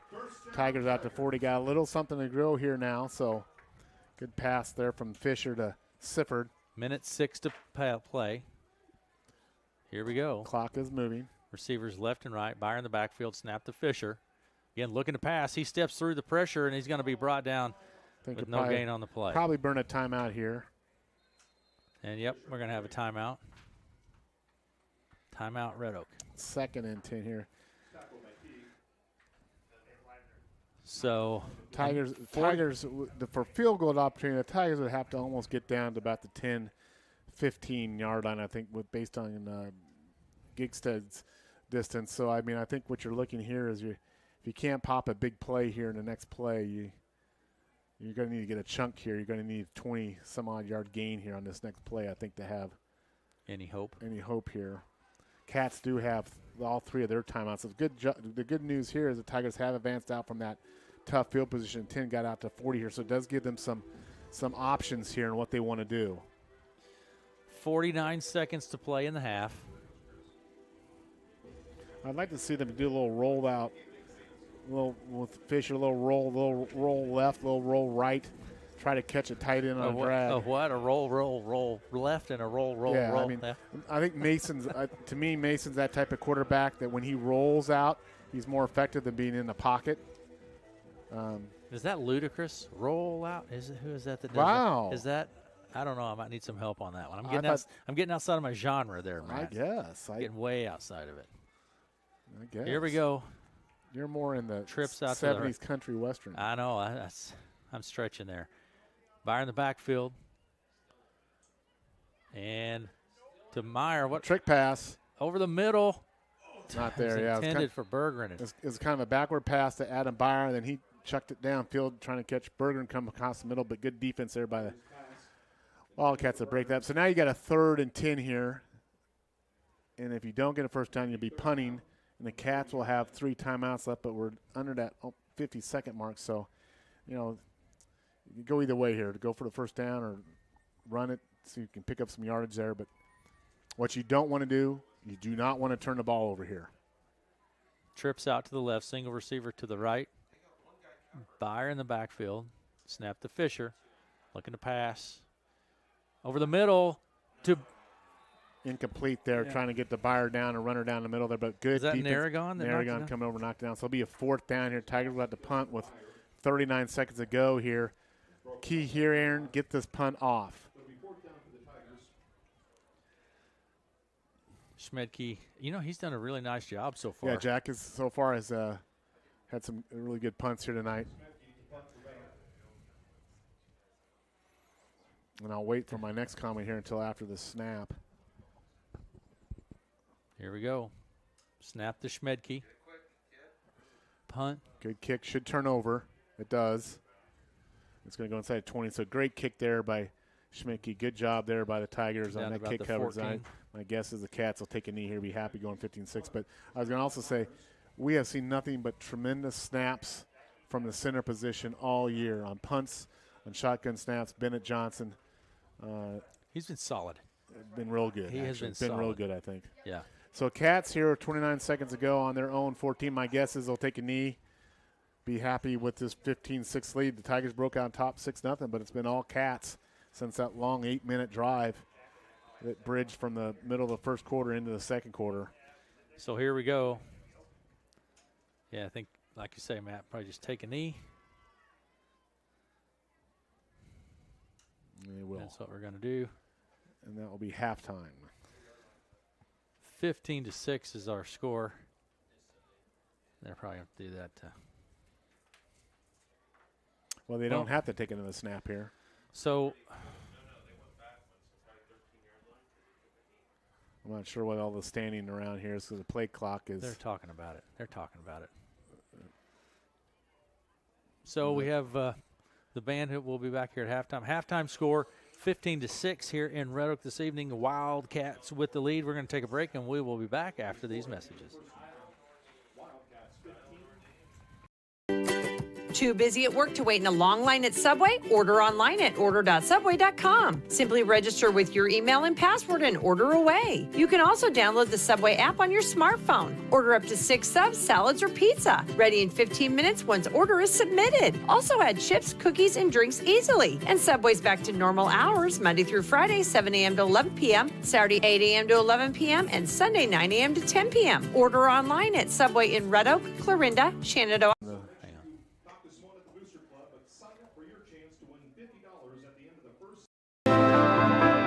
Just as your local State Farm agent teams combine good neighbor service with surprisingly great rates, you can combine your home and auto. And guess what you get? That's right, good neighbor service with surprisingly great rates. This is your local State Farm agent, Dave Carball, and we promise to deliver the service you deserve at the price you want. My State Farm team will help you mix and match things perfectly.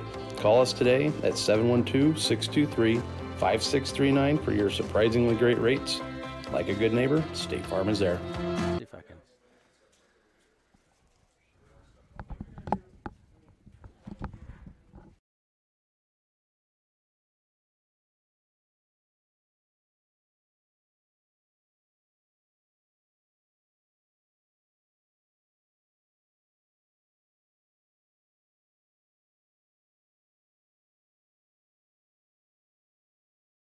Statistician for the Tigers, Jeff Gigstad.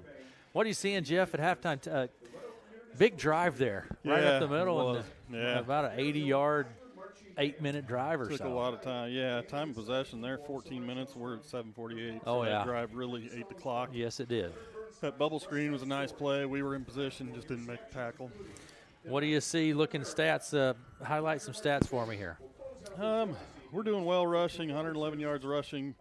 Passing's not there, 21 yards so far. West Central Valley's about 95 yards and 90, so they're pretty balanced tonight. Okay. For us, Adam Byer, 8 rushes, 105 yards, 1 touchdown. And Sifford and Fisher have a few yards apiece. Passing, Fisher's 2 for 8 for 21 yards. Braden Sifford, nice. That was a nice reception on that play to Braden. Yes, certainly 19 was. yards on that. Absolutely. Defensively, Ethan Davids, 4.5. Schmedke, 8.5. He's been everywhere tonight. Yeah. That's our 2 big leaders. All right. On the other side of the ball, 53 Zach Teague, Nate Gerling, 33. They're both doing leading tackles for them. Yeah. That Gerling, he kind of does it all, huh? He does, yeah. 3 and 33 are everywhere on the field. Yeah. Yep. And number 3 is Narragon. He's quick too. He is, He's yeah. fast. Him and number 11, Robinson, they're both 48 and 47 yards, so they're pretty balanced. So pretty even distribution between those two guys, at least yardage-wise. So that quick draw to 11 is that's a good play for him. Yeah. I don't know what they're reading off of that, but it's getting them a lot of yards. Yeah, every time it seems to pick up several yards for him. Yeah. So.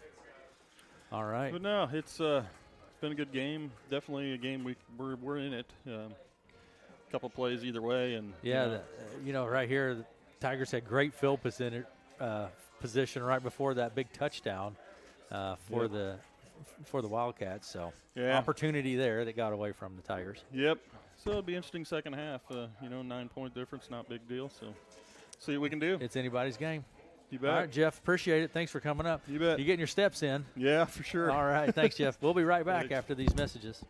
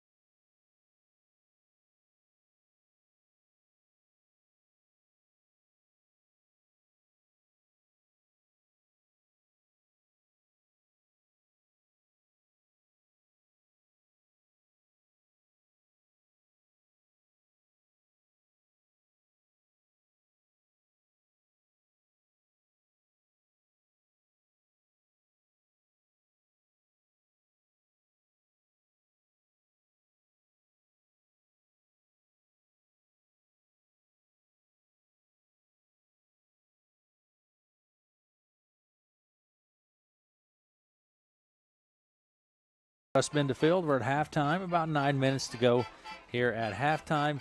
West Central Valley leads 15-6 at half. Enjoying the marching band. They look nice, don't they, Matt? Great job there by the Road Tiger Band. Did you find onion rings or a burger? I ate the last onion ring, and I had a hot dog. You had a hot dog over there. I did. I saw you just slip away real quick over well, there. You know, Mr. Giggs came up to do the stats. I thought I'd break away and partake in the media buffet before the Bruces eat it all.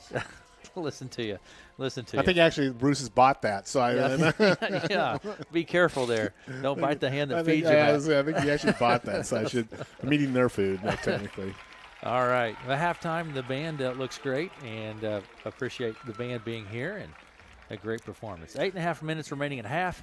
15-6. Wildcats lead. Yeah, I mean, I always like to kind of go back and see what did we say the keys were, and we talked about from a West Central Valley perspective, and show up in that first quarter. This is a team that hadn't scored on Red Oak in the last 2 years. Get out front, score. They didn't do that. Red Oak got on the board first 6-0. But West Central, they wanted to run the ball, and that's what they're doing. And they had an 8-minute, I call it about 8-minute drive at Bridge from the middle of the first into the second quarter where they just methodically grounded out, and you could just see as that drive was progressing, Aaron, the Tiger defense getting tired and fatigue, and they punched it in. And then got the 2-point conversion, go up 8-6. And oh boy, and then Tigers got the ball back, a 3-and-out, and then there was kind of a back and forth there the last 4 minutes of the first half. Tigers could not take advantage. We talked about field position being a key. The Tigers have had good field position, both offensively and defensively. They gave up that good field position with an 80-yard drive, and they could not take advantage of the good field position at the end of the half. And in fact, it was West Central Valley that broke the big play there with about a minute to go where they could connect it on a 75-yard pass to get them out 2-score lead and have momentum now. The good news for the Tigers is the Tigers will get the ball coming out at halftime. They have an opportunity to kind of right the game right off the bat with the opening kick in the second half. And I keep talking about special teams. We've seen it. I think there's an opportunity for the Tigers to break something on these returns. But you need to get it together and stop that run in terms of the Tigers, or it'll be a long night, long second half. Long second half. All right, Matt, we're going to step away. West Central Valley leads 15-6. You have an onion ring to polish off. We'll be back after these minutes. Across Nebraska and southwest Iowa, too many people are living with pain, but they avoid seeking orthopedic care. If only they'd ask themselves one question: what's the best that could happen? At Ortho Nebraska, we make care as easy and comfortable as possible. You can be seen today without a referral, and the majority of patients don't require surgery. Whatever your pain, we offer the most accessible and personalized care to get you back to living your best life. Ortho Nebraska. Click, call, text, or walk in. Will jumpstart their competitive season.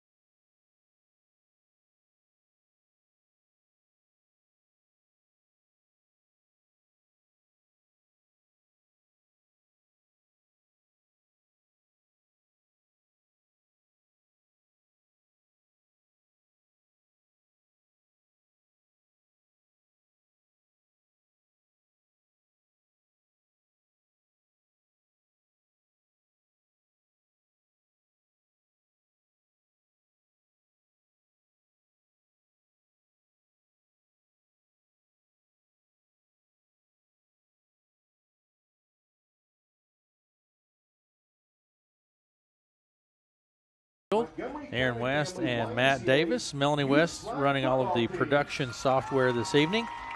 Here are the youth kids, Matt. Yeah, the YMCA flag football kids. I haven't seen them run that fast all year in practice, and boy, they're sprinting out of that tunnel. They're getting after it, aren't they? Look at them. Thank you, Mr. Bruce. Yeah, thank you. But we have about 50 kids. See, now I bet you feel really bad. Carter bringing water, and right. Here you were talking bad about the Bruces eating all the food. That's true. So I regret that. I regret that. So the Red Oak Montgomery County Youth YMCA flag football kids are out there. Got about 50 kids, a really good number. So they have some great coaches. We've got practice tomorrow on Saturdays. We got some games upcoming against Stanton and Clarinda. So. All right, 7-6 is that score, Matt. Harlan with the lead over Glenwood. That was in the second quarter. Not exactly we're sure, but that was the score of that game. So these are the flag football kids, and Red Oak, that's 1st through 5th grade. And then coming out here in the field in the second will be the JVA tackle kids. How many kids do you have participating, Matt? About 50. Like I said, that's a really good number. We're really up. And here comes the JVA football kids. Here they come. Look at those kids sprint out there, Matt. Yeah, I tell you. Got the orange and black. That brings back memories, let me tell you. Yep. There's a lot of kids out for football in Red Oak, and that's a great thing to see, Aaron, because it's – and the great thing about Red Oak youth football, we have both the flag and the tackle option. Yes. So that's a really good concept to have. I think a lot of towns don't have that. And it's fortunate that we have that. And, you know, whichever way you think that your kid needs to go, maybe they need to play flag a little longer before they play tackle, then that's an opportunity to do that. So those programs are important, and I would encourage parents, Matt, number one, to be involved and know what's going on. Parent, grandparent, guardian, whatever the case may be, and encourage your kids to go out. Absolutely. Go have some fun and go out. Yeah, because really at this level football, you're just trying to see what they like. Do they like it or not? Are they having some fun? And maybe they're learning something, too, on the way. And a lot of times, I tell you, especially these first and second graders, it's the first time they've ever been in a team concept. So things like when they hear a whistle blowing or, you know, a coach, when I say yelling, I don't mean yelling in a bad way, but, you know, in an authoritative voice telling them what to do and stuff. That's good, I think, for kids. Absolutely. To hear that and to have accountability and have to pay attention to something that, you know, that only sports can provide in that context. Encourage your kids to go out, support your kids, encourage them, and sometimes a little extra encouragement. Maybe they're not going to want to do it, but just encourage them to go out and challenge. You know, kids need to be challenged a little bit, 100%. push through something a little bit. Maybe it's hot, you know, this today, and you know they fell down and skinned their knee. I mean, those are things you just kind of got to. They're good things to go through to build character. Absolutely, 100% agree. So as I sit here as an old geezer, I'd rather just sit on my nice chair and not do anything. I'm sitting here. Recline back, the air conditioner's on. But encourage those young folks to go out and do that. Let me tell you what I've got, Matt. Score-wise, here we go. This is what I have, and at Shenandoah, Missouri Valley, Shenandoah 19, Missouri Valley 0. There you go. That would be a big win for Shen. Of course, you know, last year they had to shut down their program, so that would put some win in the Shenandoah sales of the victory tonight. And then you have Harlan-Glenwood. Harlan leads 7-6. I'm not exactly sure. I'm guessing halftime-ish probably here. It's ADM over LC, 21-17. Well, ADM's a really powerhouse team. That's one of those communities that every time I drive through Aaron, going somewhere like the Ames, it's like there's 100 new homes going in there every month I drive by. So that doesn't surprise me. ADM's become a burgeoning football power and has been for the last 4 or 5 years now. And then it's Sidney over Griswold, 28-0. Underwood over St. Albert, 28-0. And these FM over Stanton, 20-6. It's HSTW over Kemper, 14-7. Clarinda over Trainer, 14-7. Bedford over Lennox, 29-12. These got to be all first half scores. Yeah. And Cam over East Mills, 30-2. Yeah, a lot of surprises there, I don't think, on that score sheet. Some big games, like say that. What was the Bedford score again? The Bedford score is 29-12. Bedford? Wow. Now, that is a little bit surprised because Bedford's 9 ranked, Lennox is 4, and Lennox is the perennial power. Bedford's kind of the upstart in this area. And I've been on that Bedford Bulldog train since the beginning of the season, and I'm telling you. You've been hitting that one hard, man. This is a team that can make some state noise, and they're making a statement, sounds like, tonight. But, you know, those 8-player games, that game can wind up 50-something by the time it's all said and done. That's a wild game. An 8-player game is a wild game. So we're going to take a quick break, and we'll be back with the second half right after this. It's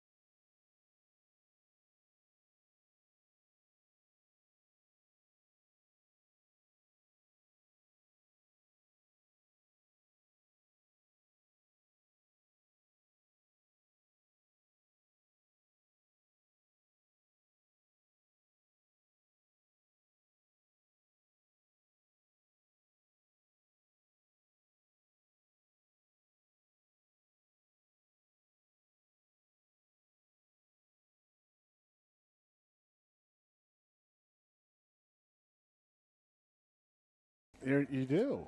You're in the process. You're getting messages. You're getting messages here. Well, we've got Coach Bruce. We have a message here. West Coburg, not East Coburg, not downtown, but the west suburbs. Not the Lower East Side. Of Coburg have checked in. Dave Carabaugh checked in. He said him and Scott Bruce are ready to suit up and can play if needed, but only for a series. So One series. That's what right. Dave Carabaugh. Thanks for checking in. No, Actually, it's East Coburg. Is that right, or West Coburg? West. But it's actually Leslie Carabaugh that's the best fitness out of all those two hombres. She could go out there and probably run up and down the field all day long. That's what the Tigers need to do in the second half. They're going to get the kickoff here, and the Tigers need to get right back in this game, and it'd be a really good first step to put some points on the board on this first drive here. Tigers are going to have Sifford and Myers back. Cats have been kicking away from Sifford. I'm not so sure the Tigers shouldn't think about putting Sifford in the middle of the field on the kickoff returns and have him go either way rather than splitting the field. It's just about football time here, Matt. I'd like to see Sifford get a chance on these returns. If you put him in the middle of the kickoff return rather than splitting your, I understand there's a reason to do that because you can cover the field more effectively, but the kicks have not been going to Sifford yet. And you can see the kicker is looking good. He's looking right back there to see who is who. And you can tell he's wanting to kick this away from Sifford. Girling the kicker. Ball spotted. Here we go. And the kick goes low, bounce end over end. Picked up short by Hernandez. He got some room. To the 50, to the 45. Hernandez still back to the 40. Yeah. Boy. Good start there for the Tigers. It was a short kind of pooch kick to the middle of the field, and Brandon Hernandez Johnny on the spot picks it up, advances right up the middle. Tigers have great field position again at the 40-yard line, and really Tigers need to cash in right here. Ball's on the 40-yard line, 11:53 to play in the third. Big play there for Hernandez. Fisher, quarterback, packing it in tight around him. You have Schmedke and Byer.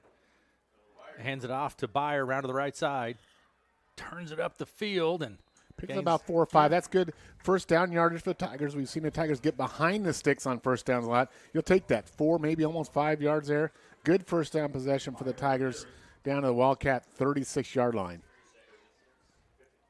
Yep, 2nd and 6 it looks like. It's a lot different 2nd and 6 than it is 2nd and 12. Here we go again. Snap to Fisher. Hands it off to Byer again up the middle. He's going to pick up a couple yards there. He's met right in that defensively by Wyatt Magano, and Byer is really limping on that one, Aaron. Now, this young man has had some knee issues in the past. He's going to come out of the game here. Sifford's going to come in. He's favoring that right leg. He's hobbling off the field. You do not like to see that if you're a Tiger fan. 11:18 to play in the third. Here we go. Fisher, quarterback. Sifford now in at tailback for the Tigers. Trips out to the right. 3rd and 5. Snap to Fisher. Out to Sifford. Got some room. Got some room. Sifford gets real close to the first down. Maybe got the first down. They're going to mark him out short. I think his foot was out. Got a little trying to make a move. extracurricular activity late coming in here, Matt. You can see got a little pushing and shoving going on. He's going to be short on the spot. It's going to be a 3rd and 2. We'll see what the penalty is here. Personal foul on West Central Valley. 10:58 to play in the third. So that will give the Tigers a first down and advance the ball from the 32. They'll mark it off down to the 20, all the way down actually to the 18-yard line. So big penalty there, and the Tigers breaking the huddle already. I like to see this. They're trying to go a little up-tempo. I like this. Tigers need to pick up the tempo here. This is good. Good sign. Fisher and quarterback. Is that Sifford back there? Give the Schmidtke. On his feet, rumbles back forward. Schmidtke still on his feet, strips the tackle in 2 and 3 and just rumbles forward. Now there is the most impressive run I've seen all year from a Red Oak Tiger. That was just brute strength by Jack Schmidtke. That kid's a football player, Aaron. He's an absolute football player. 2nd and 1. Hard, tough 8-yard pickup there by Schmidtke on first down. Sets up a 2nd and 10. Tigers are at the 10-yard line, so they can get another first down here without scoring a touchdown. So here we go. Snap to Fisher. Sifford comes left this time. He's going to be brought down. That's a loss. Tigers try to go left and go wide on that. It's going to set up a 4th down, and that's a key stop there by the Wildcats. Actually, it's going to be a 3rd down, 3rd and 5. The ball is back at the 12.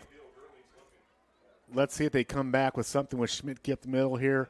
Again, I like to see a little rollout here maybe by Fisher trying to catch a wide receiver. Fouts maybe a tight end. I don't know if Fouts is in the game right now. But 3rd and 5.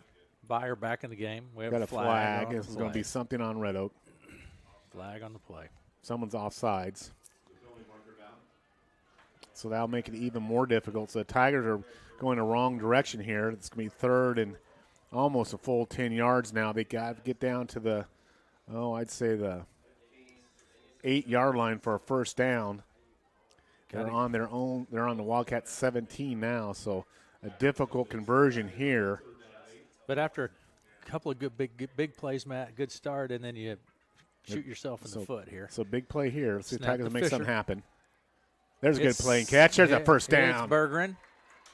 There's a great little play there. Brighton Bergeron got the inside angle on his defender, and Mason Fisher put the ball on the money there, and Brighton makes a big catch. And all he did was just catch the ball, Aaron, secure the ball, and that was enough for a first down. That's the biggest play of the game for the Tigers right there so far, Aaron.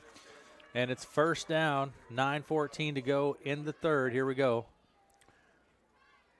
Byer back in the game. Good sign for the Tigers. Fisher, quarterback. Shotgun snap. Hands it off to Byer. Right up the middle. Bounces back left. Still on his feet. Close. Down about the 2. Just short of the goal line. Good run there by Adam. Went one way, came back the other way. Seemed to be moving fine there, Aaron. And here we go. So it'll be 2nd and goal. Tigers at about the 2-yard line. Beeson coming in the game now at the tight end position, or wide receiver position, I should say. Here we go. Look for something, maybe Schmidtke up the middle here. Let's see what the Tigers call. Snap to Fisher. Going to pass. Not there. And a little high. Was that Hernandez, the intended target there? Yeah, they're trying to go Hernandez, and he went up high. We got a timeout. Someone's hurt there. I don't know if that's Brandon going up high. They got hurt. Yeah, I tell you what, it's 8:24 to go in the 3rd, 15-6. Timeout on the field here. We're going to take a quick break, and we'll be right back after this.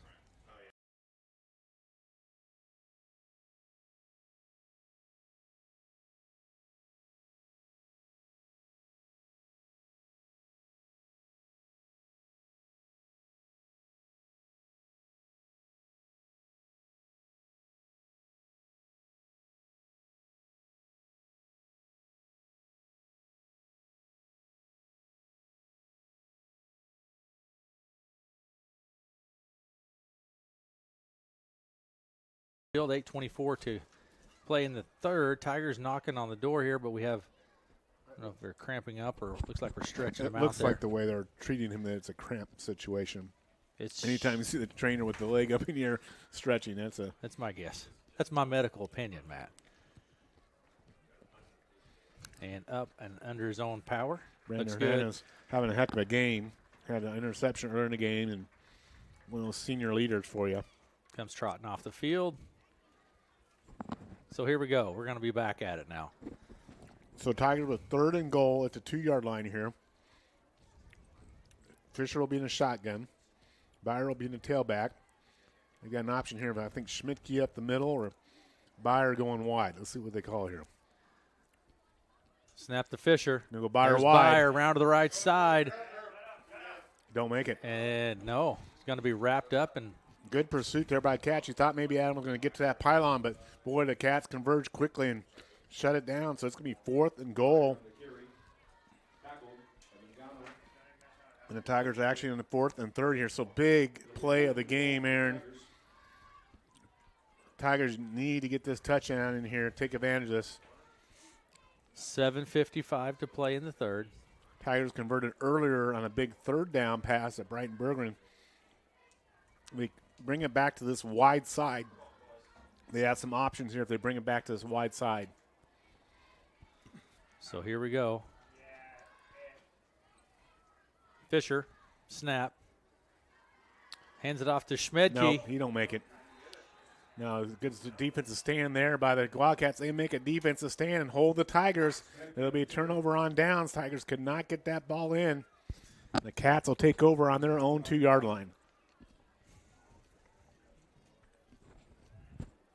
Well, big defensive stand there by absolutely. the Cats. Good job. Congratulations to Cats on that one. That was a big one. Yeah, Tigers came back getting that third down and long to set up a first and goal to 7. But, that second down pass, their 2nd and 2 situation, couldn't convert that and then stopped twice in a run. But the Tigers here still have a chance to pin the Cats, but they've got to make some defensive plays here. Here we go. Good stop there by the Tigers. Not much gain on the play. They're saying the ball is loose, but they're going to say he's down. They're saying he's down. All right. Not much there. Maybe a yard on that. So the Cats are pinned back inside their 5-yard line. Tigers would love to keep them right down here if they can. Here we go. Is that take the wind out of yourselves, Matt, if you're the Tigers and you're right there? It does if you don't hold them here defensively. If you can get a 3 and out right here, you can kind of maintain a little momentum. Gurley under center. Takes the snap, rolls back. There you go. Could be a safety right there, Aaron. And it is. Great job there by Ethan Fouts. Ethan Fouts shooting in from his defense end. And there's that momentum a little bit for the Tigers. Tigers up. They're down 15-8 now. Tigers come with some sort of blitz there, really taking advantage of that field position. They took advantage of field position defensively, Aaron. Tigers will get the ball back here. 6:41 to play in the third. 15-8. Big play, Matt. Other scores around the region: it's Cam over East Mills 30-2. Bedford over Lennox 29-12. Clarinda over Trainer 14-7. HSTW over Kemper 14-7. FM over Stanton 35-6. Got that ADM LC score. 21-17 ADM. Harlan and Glenwood's a close one still. 7-6. Harlan leads by 1. Boy, if Harlan loses 2 football games in a year, whoa, that town will turn upside down. It's a big deal. A big story in the front page, the sports page, Des Moines Register, about the community of Harlan and their football program. Storied tradition there. Absolutely. And here we go, Matt. The momentum swing there from not scoring to touchdown to that great defensive play. Yeah, you certainly won a touchdown, but the Tigers made lemonade out of lemons defensively, getting the safety. Right. But now they should get good field position here and have a chance to bust something on its return. And again, they're not going to kick it to Sifford. I'd like to see Myers. I'd like to see Sifford in the middle of the field on return, so Myers he gets the ball. Picks up about 32, up to the 40. Myers with the ball, comes around in the end, still on his feet, back up the middle, brought down at about the 43-yard line. Yeah. Yeah, because if you move Sifford to the middle of the field, it's harder to, he has more likely to get the ball. So Tigers will have good field position on their own 43.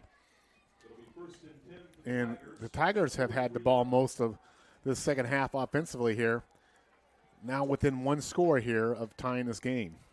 Receivers left and right. Fisher at quarterback. Byer in the backfield.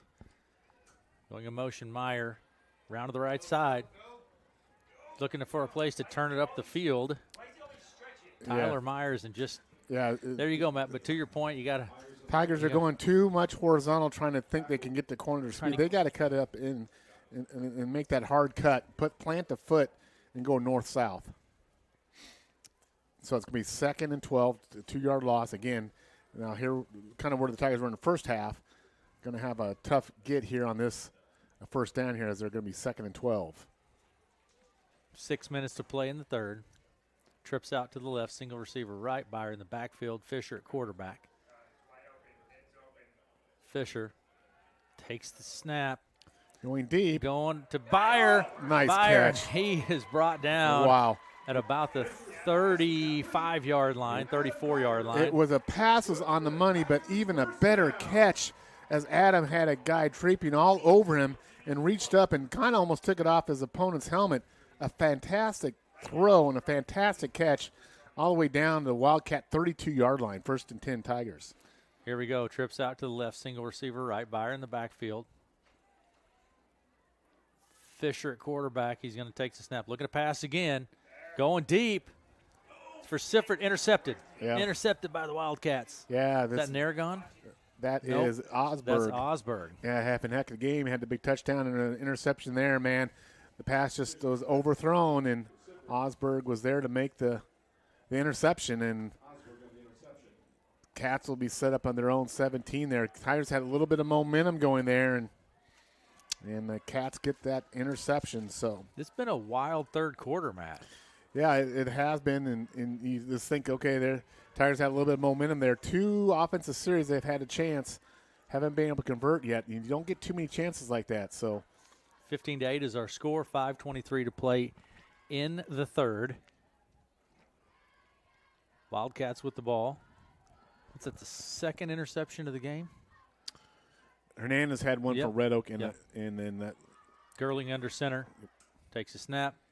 Hands it off to Narragon around left. There's up good the middle. defense. For big hit right in the middle. good defense there. Schmidtke in on that tackle pair, and good job there by the Tiger to stuff that at the line there.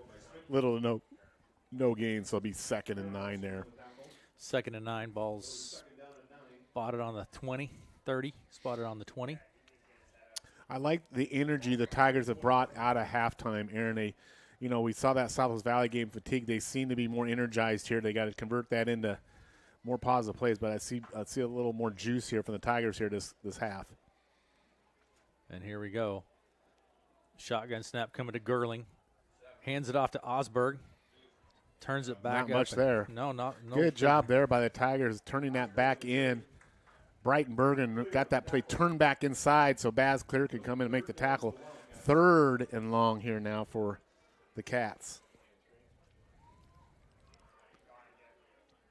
Well, 4:20 to play in the third. Inner Yes, Sandman well, is being good played. call. Yeah.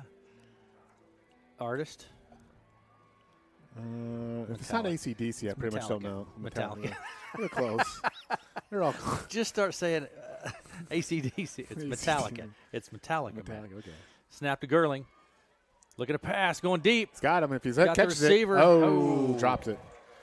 He had a step on Sifford there. That was Dalton Clayton, the intended receiver. Yeah, passes on the money. It's one of those things you play, and that's what the Red Oaks got to, stuff that run and take their chance of the pass there. It paid off the Tigers that time. I kind of think what they're going to need to do this second half. You have that single coverage. So 4th and 8. 4th and 8 for the Wildcats. So Sifford's a single back here on this punt return. Let's see if Girling will punt it away. Braden can get a good kick that he can do something with here. Girling, kick. Kick's going to come to Sifford. Did not touch him. No, but lets it bounce, and it's going to roll to about the 40. Yeah, it's one of those things where either you got to commit to catch it or commit to get away. You can't go in between. Lucky there not to touch him. Tigers will take over at their own 40-yard line. So here we go. 3:48 to play in the third. You just get the sense that Tigers could get one good offensive momentum going here and just kind of pound the ball a little bit. They could shift the momentum a little bit. And they need to, being down. Yeah, I like the Tigers have come out with good energy this half.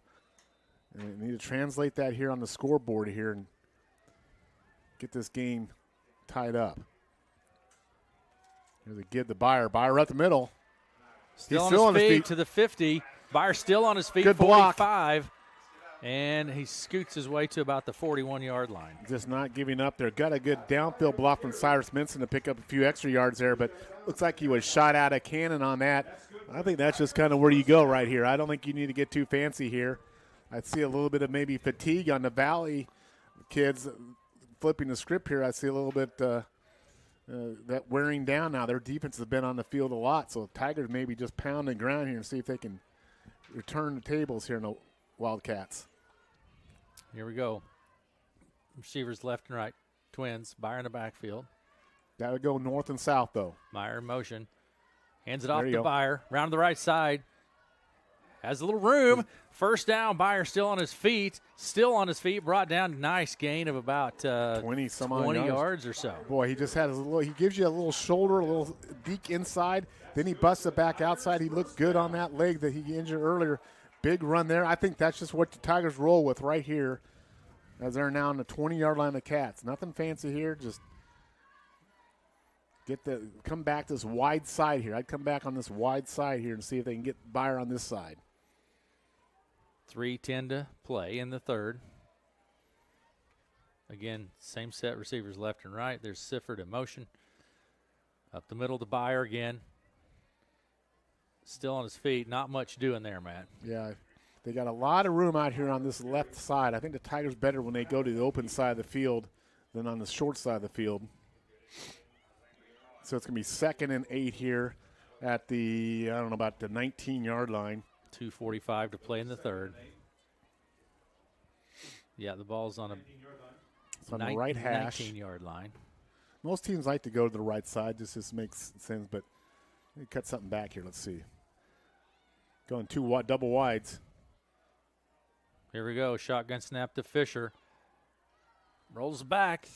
And incomplete. We're going to have a flag on the play. They're going to say incomplete. And the flag is going to be on maybe, I don't know what we got, maybe a lineman downfield here. Just kind of based on where the flag was thrown and what's happening here. It's probably going to go against the Tigers, be my guess. 2:19 to go in third. Having some discussion here.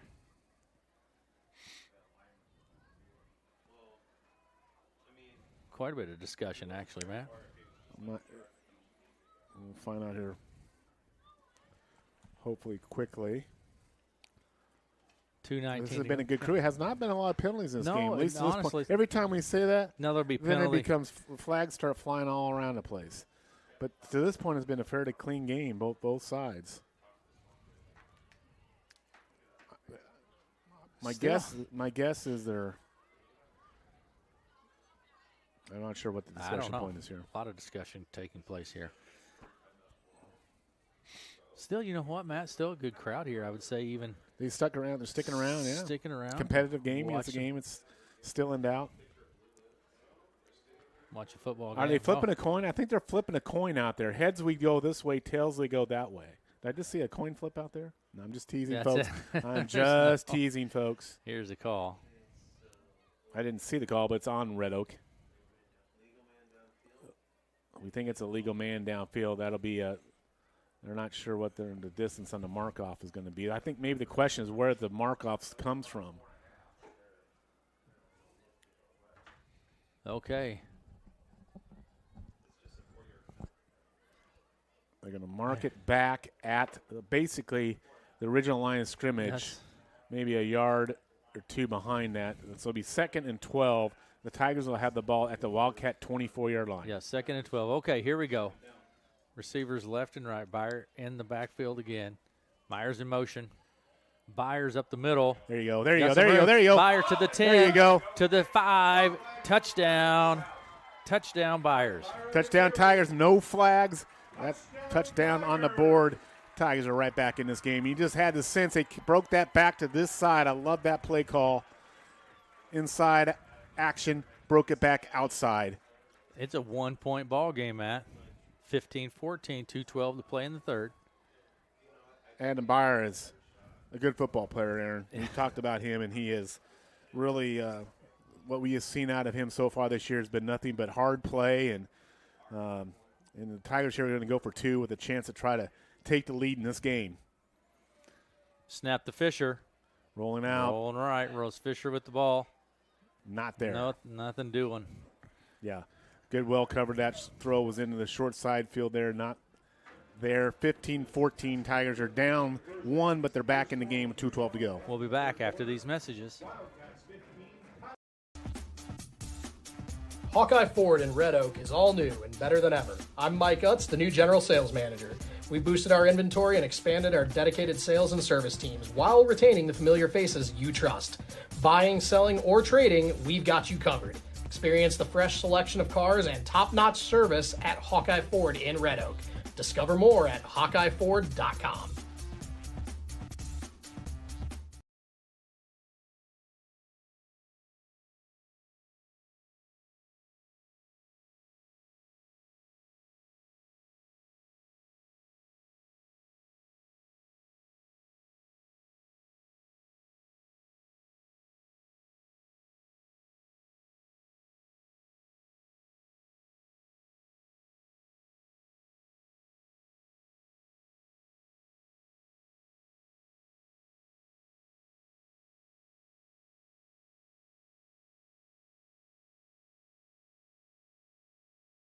Field, 15-14. Tigers down by 1 now. Yeah, I just like the energy the Tigers have had coming out of the second half, Aaron. They're engaged in the game, and they haven't converted on some offense opportunities, but they're staying at it. They're staying persistent. They're grinding here, and that's what you got to do. They're down 15-14. They need to get good kickoff coverage here. Defense need to continue their second half performance. It's going to be a short kick here. Going to flag off sides, I think, on Red Oak. I thought they let that play out, but I guess they don't.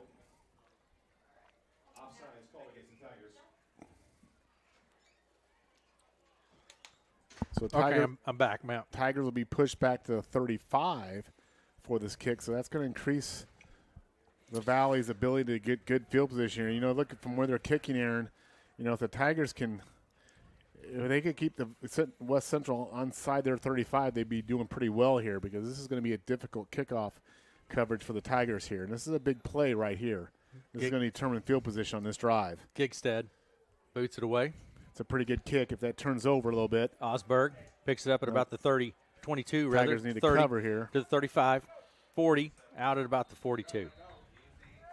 So out of bounds at the 40.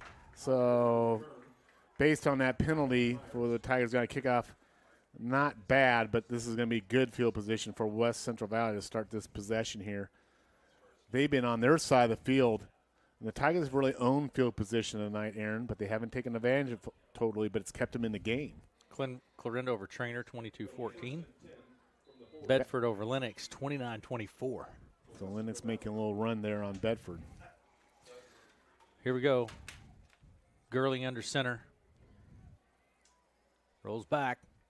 Narragon round to the left side. Narragon on his feet. Gains about 4 or 5 on the play, up to about the 45.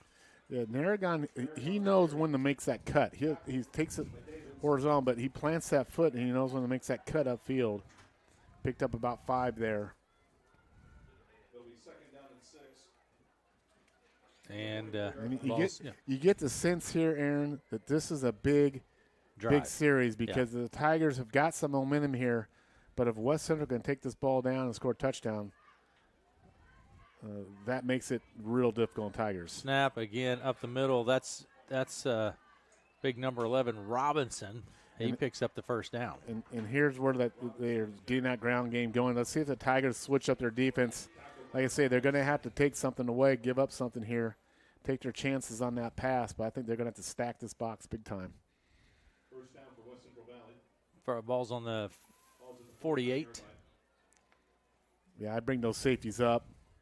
Run blitz here or something. Gurling under center. Rolls back. There's Narragon again around the left side. Cuts it back to the middle. There you go. He loses a yard on the play. play. There you go. Maybe. Good coverage by Baz. Clear there. Brandon Hernandez kept that play from getting outside. Good defense there by the Tigers. And they were getting after him there. I think they're going to have a lot of run blitz here. It's risk-reward because it gives you single coverage out there. But Cats have been chewing the Tigers up on the ground. 40 seconds and counting. Third quarter. 15-14. West Central Valley with the lead. Second and about 11. Ball spotted on the 49-yard line. Cats showing a passing formation here now. Osberg in motion. Snap. Go a little option game. Gurling keeps it.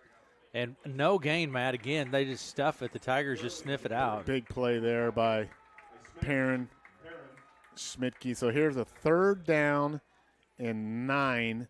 The Cats are the Tigers 47. They'll wait and let this clock go into the 4th quarter, Aaron. We'll come back with a really big play on 3rd down here to start the 4th quarter. Yep, that's going to do it for the quarter. 15-14, Wildcats lead. At the end of 3, we'll be back after this. For over 50 years, Heinlein Home Furnishings have served customers in Missouri and Iowa with our large in-stock selection or our custom order program. Our no-pressure sales and delivery team is always available to help you find items that'll make your home look beautiful. With over 80,000 feet of gorgeous furniture and flooring, check out one of our 3 locations today, Maryville, Missouri, or Harlan and Shenandoah, Iowa. Heinlein is here to help our neighbors have beautiful homes. At the end of 3, it's 15-14. Big play at hand here, too. The Wildcats lead. 15-14, but a big play here to start the 4th quarter. The Cats will have 3rd and 9. They're at the Tiger 47. Tigers need to make a big stop here, and it's got to be a big stop. And what I mean by that is if the Cats get 6-7 yards here, Aaron, they'll go for it on 4th down here. So you need a play that keeps them in 4th and real long here to make them punt the ball. And that kickoff, I go back to that kickoff that they had in the penalty. They started this drive on the 40, so this defense has done a good job. They've only given up 12 yards here, but even if they get a stop here, you get the punt, you theoretically get that ball down. That's how important that kickoff is, setting the table for field position. But the Tigers got to take one thing at a time here, and that's to make a big 3rd down stop right here. Yep, ball's over on the right hash. The Wildcats now going right to left or north to south. They're on the Tiger 48-yard line, 3rd and 9. One back set here. Gurling under center. Going to be a toss pitch. Snap. He finds Narragon. Narragon cuts it up the middle, has room, and then some, picks up the 1st down. Yeah, Tigers strung it out well, but Narragon, again, he plants that foot, and he knows when to make that cut, and he's hurt a little bit here. He's slow getting up. He picks up a 1st down, and that was a huge play for the Wildcats. Yeah, absolutely it was. Tigers gave up a 3rd and long there, and convert, get a 1st down.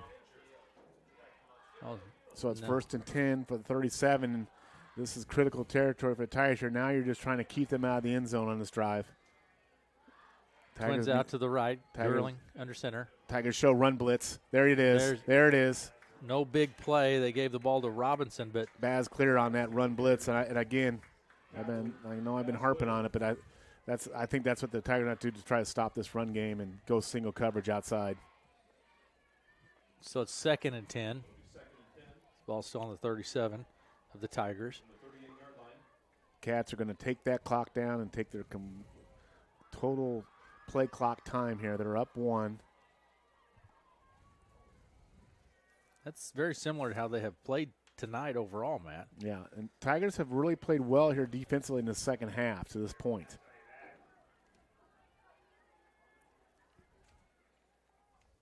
Snap, looking for a pass. Gurling out of the right side, and it's brought down by Osberg.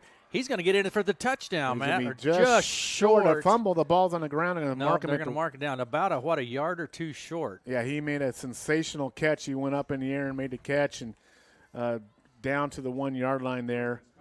And I think the Cats realized that Tigers were really, like we talked about, stuffing that line. They had single coverage out there, and they were able to connect on that. So big play there for the Cats, knocking on the door for a touchdown here. They're very, yep. What are they officially on there? The 2 yard line? Yeah, it looks like about the 2. And here we go. Gurling under center. Looks like Narragon and Robinson. Gurling's going to keep it. Nothing there. Nothing there. In fact, maybe lost a yard. You bet. Nice play there by the Tigers.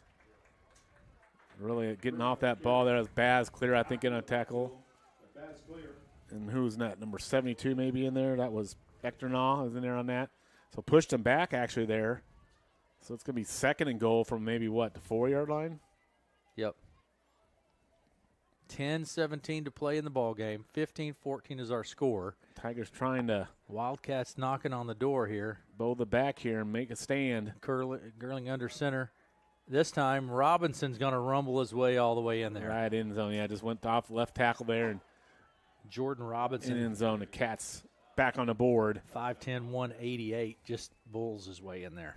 So another big play here. The Tigers are still in one-score territory here. This extra point is big. They're going to looks like they're lining up for the kick. They still, even with the kick, would be at a one-score with a 2-point, but a missed kick here would be important, but he's going to knock it through. I think it's good. It's good, yeah, you bet. It's good. So Cats go up 8 points. 22-14, 10:05 to play in the ball game. We're going to take a break and be back after this.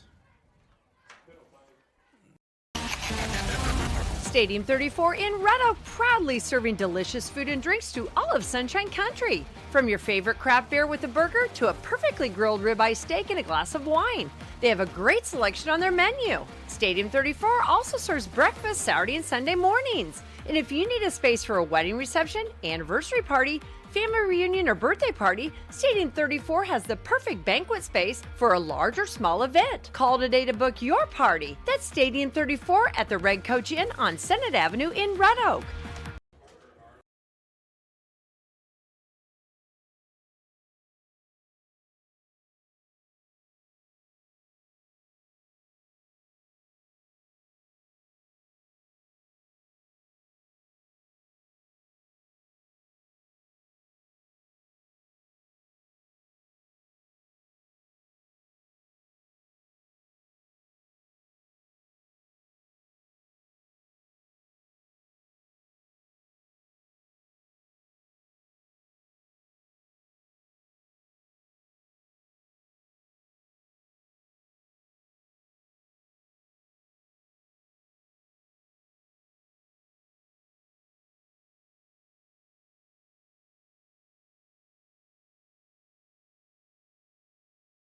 Tigers have no one in the middle of the field here.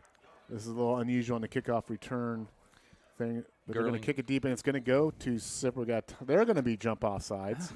You know, that's we see that twice now. You don't really see that a lot. It seems like kickoff returns and coverage have been more important the last several years than they should be, but they really are very important from field position perspectives. So this will push them back. See if the Tigers are going to adjust here on their line. They're giving a big hole in the middle of the field. 35 balls on the 35. Okay, here we go. I'm a little worried about that because, I mean, it's almost daring them to do an onside kick here with no one in the middle of the field.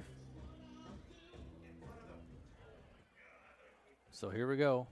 I don't think they'll onside kick it. They're shifting someone over now there. Kick is away. The kick is going to go. It's going to go to Myers.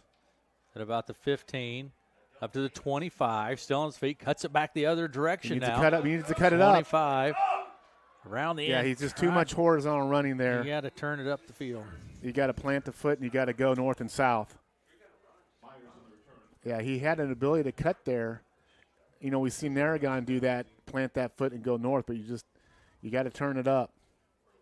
So here we go. It's going to be 1st and 10 for the Tigers at the 27-yard line. 9:53 to play in the ball game. You can't outrun. You can't outrun the entire team. You got to make a miss. So here we go. Look at this, loading it up way out to the left. 4 receivers out there. Out to Byer. Good tackle there by West Central. Yeah. And they're shading him now. The Cats know that's the Tiger playmaker, so they got a guy spying Byer wherever he goes on the field. And they're going to try to take Byer away here with the last 9:30 of the game. 22-14. 2nd and 10 now. Like I say, I'm not sure if Fouts has been out there on tight end slot, but he's got some potential out there. Yeah, I don't know if he's out there on this particular play. I can't see on that far side over there. Byer in the backfield. Meyer in motion. Snap to Fisher to Byer. He comes around right this time. Up the middle.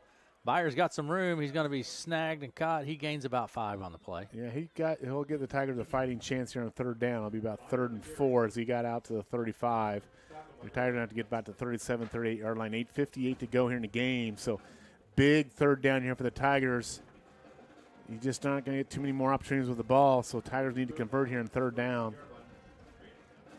8:45 and counting. 22-14 is our score. West Central Valley with the lead.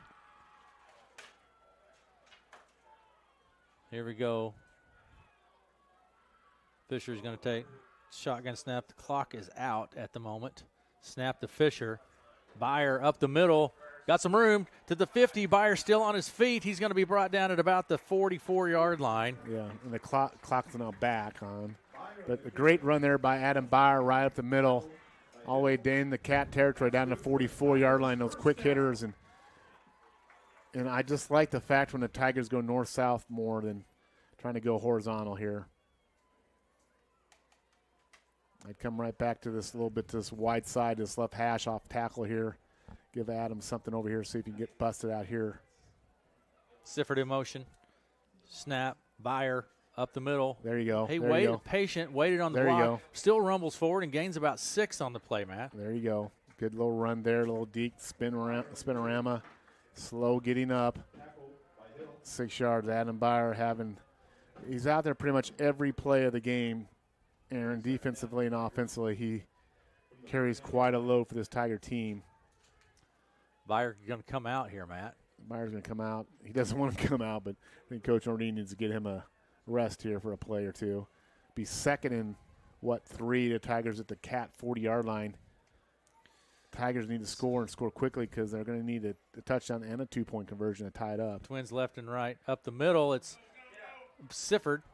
Around the left. There you go. Turns it up the field. Picks up the first down. And then some, man. Yeah, good stiff arm there by Braden. Fought through some contact there to pick up the first down for the Tigers. Good run there. Tigers got a little momentum here now. 1st and 10 to 31. I don't think they need to do anything special. Again, I don't think anything special. I'd come back. I keep saying it, but come back to this wide side. Off tackle or something. 1st and 10. Ball's over all the way on the left hash. Glenwood Harlan tied up at 14. That fourth quarter score? I don't know. Fisher taking the shotgun snap. Snap to Fisher. This is Sifford. There's the wide side. I Around like to the it. right I like side, it. To the 15, to the 20, to the 10.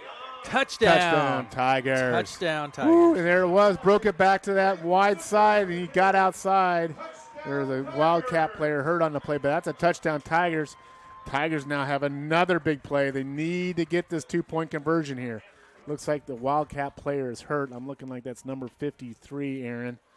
He is, that is Zach Teague. He's had a heck of a game, and looks like he's holding his shoulders. But the Tigers on the board, it's 22-20, down 2 with 6:52 to go, and a big 2-point conversion attempt coming out here. The Tigers have to wait.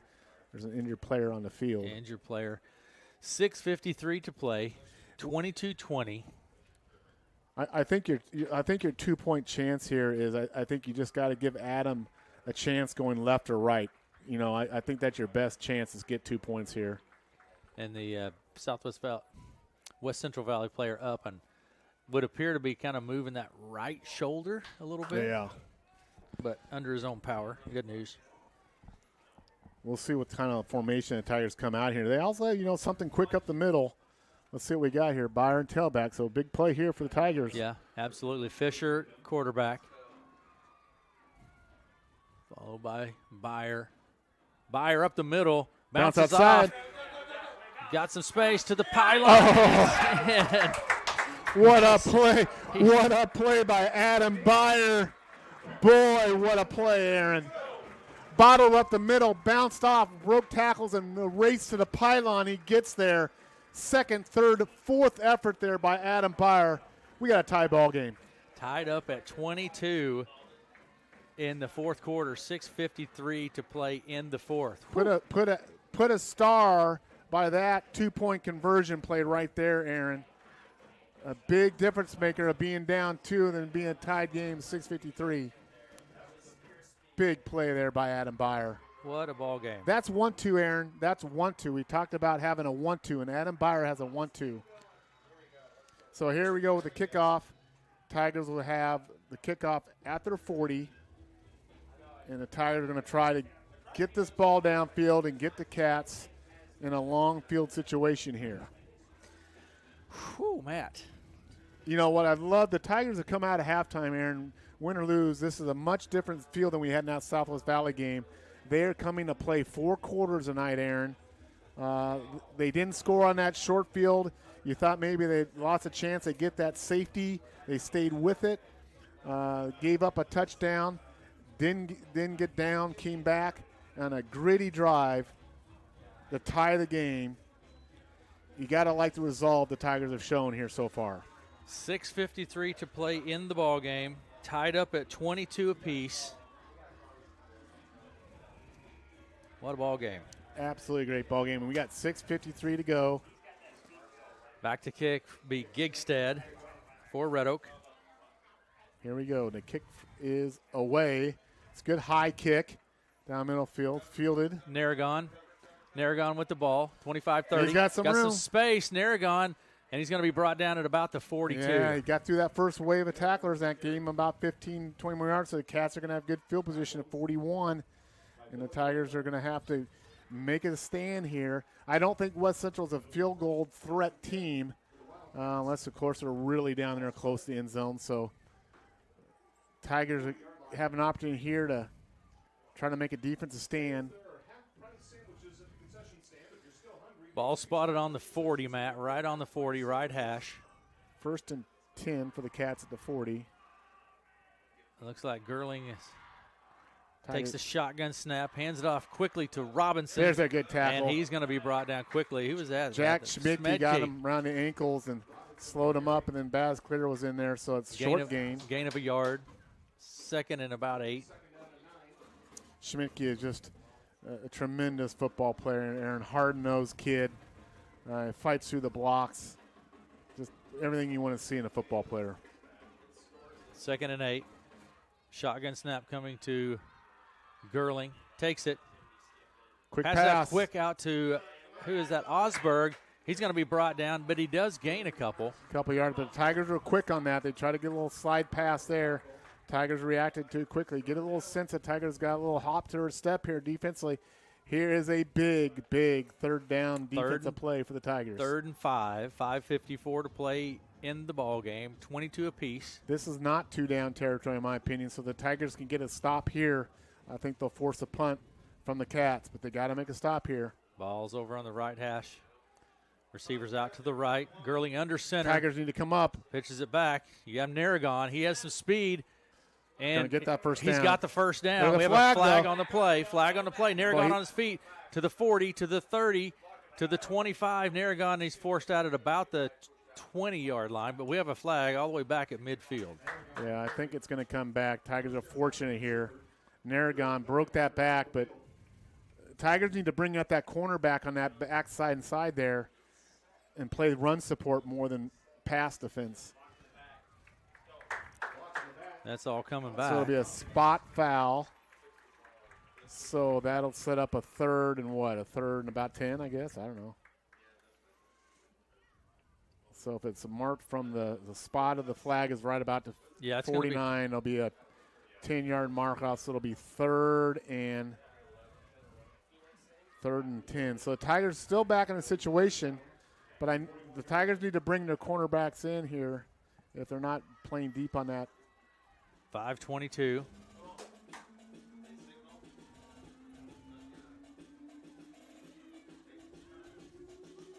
Tied up at 22. So 3rd, it's the ball. 3rd just short of 10, Matt. Ball is right in the middle of the field here, right between the hashes. Shotgun snap to Gerling, looking to pass. Rolls out right. Gerling with the ball, looking down the field. Got some pressure. Down the field he goes. And no flag. Boy, I thought maybe there might be some holding there in the Tigers. No flag on them. But no flag was dropped. I thought maybe Brandon had a little bit of hand on the jersey there, but no call. 4th down, so there'll be a punt here for the Wildcats with 5:14 to go, and that pass incomplete stops the clock, Aaron. Tigers need to get on the ball here. Doing a little shuffling here. 5:14 now.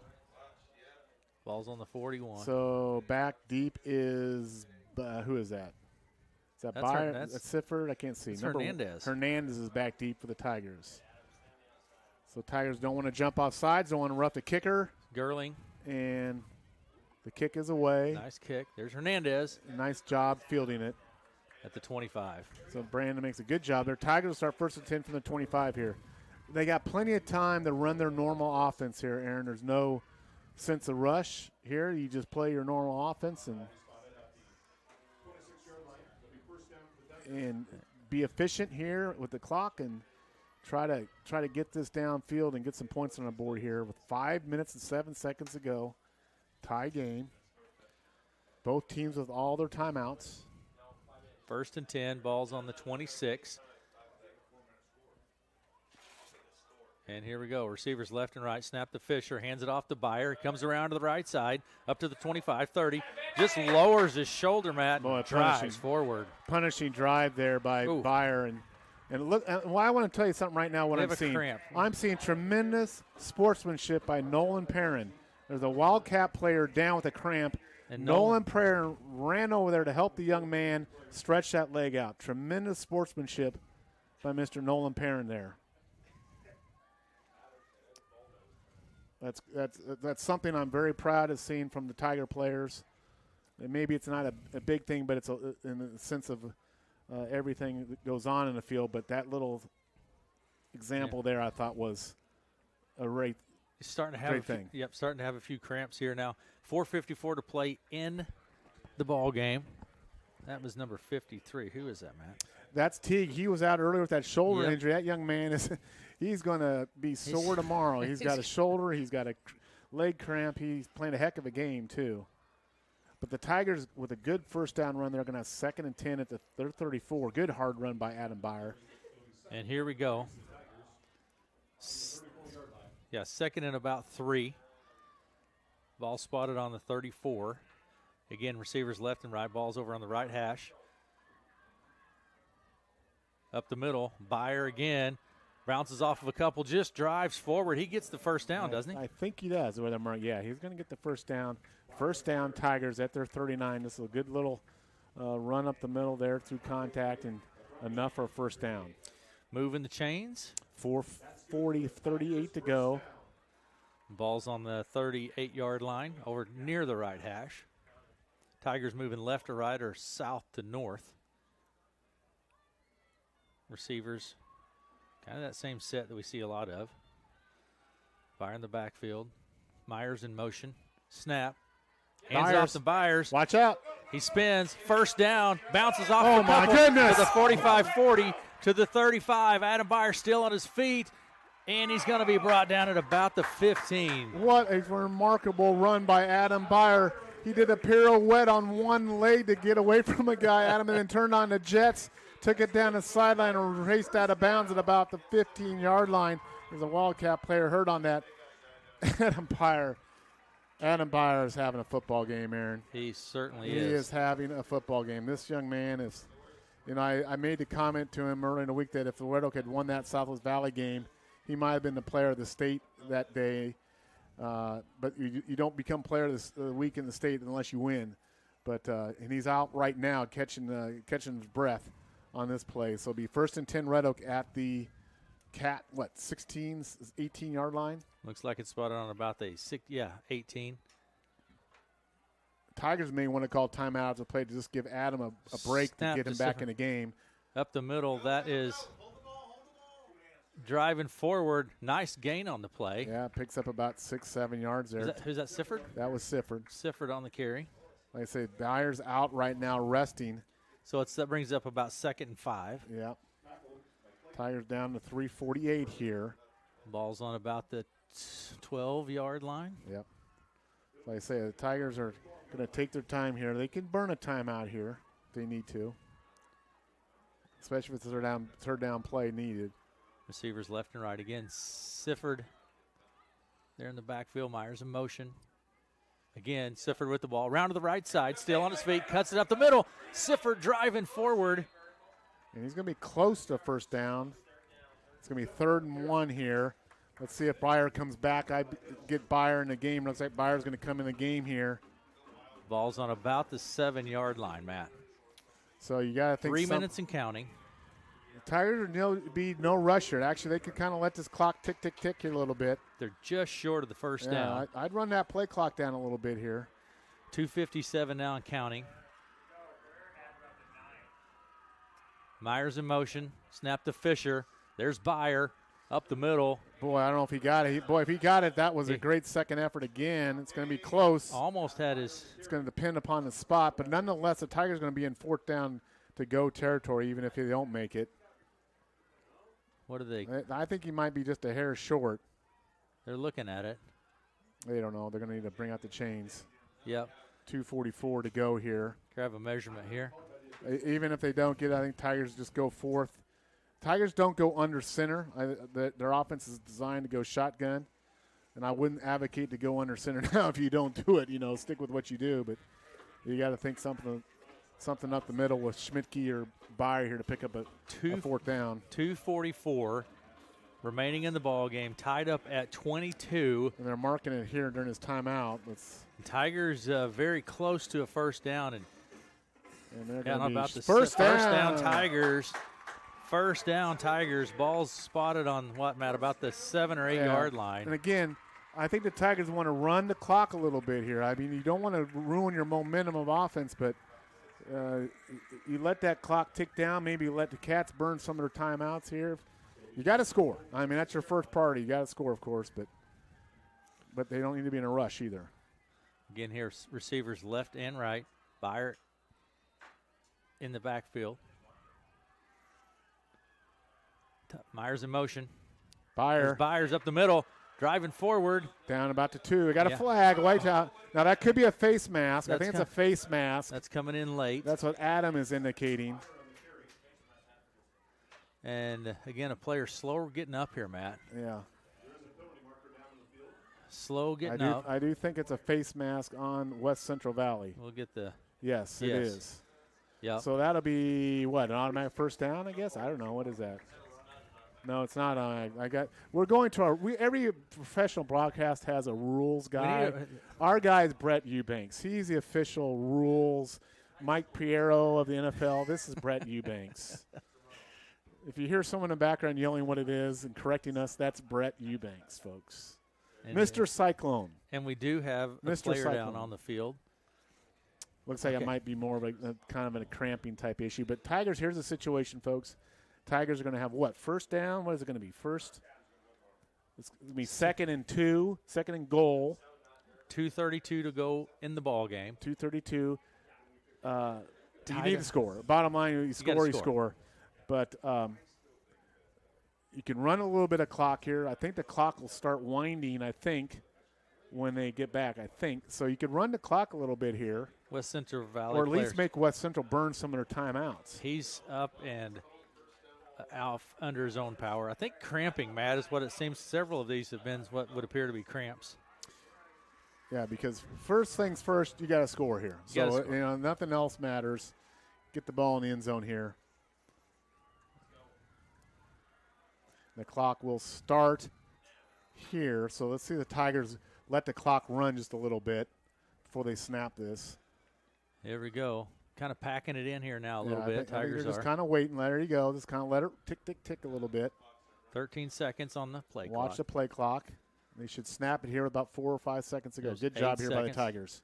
Fisher, Byer, straight up the middle. He's going to be hit. Nothing there. That's okay. Let it run a little bit more here. Timeout. And that's a timeout, I believe, by Wildcat. So you're burning Wildcat timeouts. 2 minutes and 3 seconds to play. Timeout on the field. So it's going to be 2nd and goal here. What's the down, Matt? 2nd? 2nd and goal at the 2. 2:03 to go.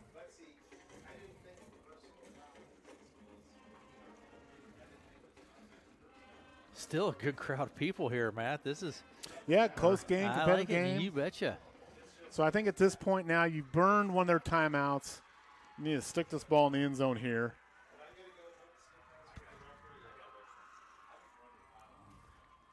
Two minutes and 3 seconds. Been an exciting ball game. It really has, and I just, win, lose, or draw here, you got to be impressed with the Tigers. Down at halftime, they go in, West Central had all the momentum, that long touchdown play. Tigers have come back, and they have played gritty in the second half. And we talked about that, having that grittiness. And boy, they have showed it here, and you'd like to see that pay off with a touchdown here.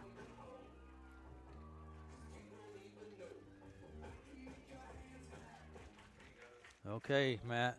So here we go. I-back formation, Byer behind Fisher. 22 seconds. Tigers showing some patience here. Here we go. Good double call there. I think the Tigers did a little different on their cadence. And that's going to move the ball half the distance. A little different cadence call. That'll move it down to about the 1 yard line. You're going to reposition the ball and do it again, Matt. Yeah, every little inch down here makes a difference, Aaron. So Tigers will have 2nd and 1 at the goal line. And you got Byer again in the tailback position. Fisher will be in the shotgun.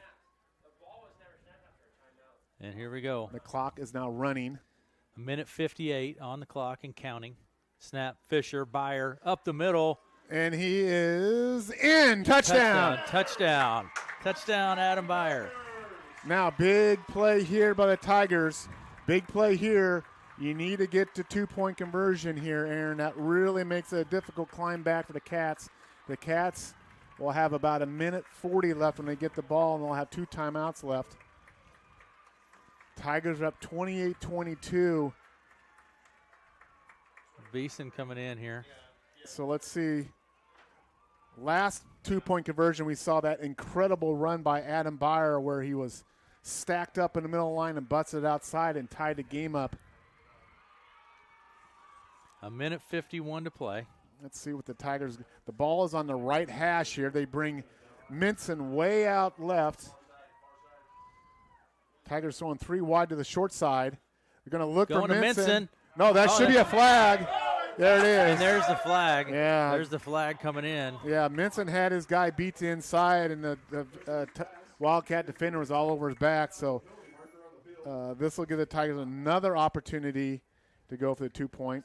I'm supposing it's half the distance, so it'll be at the 1. So I'm looking at Mr. Eubanks, so it'll be at the 1. So now you have a little bit more of a run option here. But a big 2-point. Coach Nordine now, I think Coach Nordine wants into the game himself, but he can't go into the game. He's too old. So here we go. Out of eligibility. Fisher quarterback, snap, Fisher. Byer keeps it. And he's in. Byer keeps it, and he's in for 2. You bet. Good blocking there. You know who led the way? Mr. Bennett Johnson with a great block up the middle. Turned this guy inside. What a run by Mr. Byer. Tigers up 8 now. We're going to take a break, and we will be back right after this. Red Oak leads 30-22.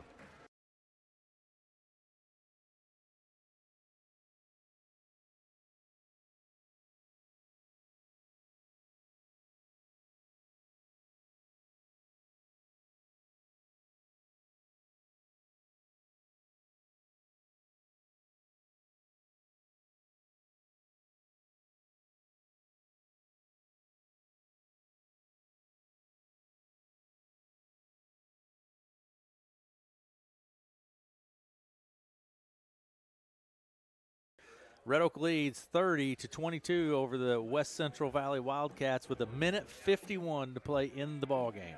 So here is the big play for the Tigers, the kickoff, Aaron. Tigers need to cover this ball. Nargan has been speedy back there. Yes, he has. He's got potential, so hold on your seats here, Tiger fans, on this kickoff. We'll see if maybe they pooch it over the middle. You know, even a kick out of bounds, as strange as that may seem, may not be a bad play here. We'll see what we got going on here. Gigstad will kick it away for the Tigers. It's going to be a pooch kick down the middle. Picked up by Osberg.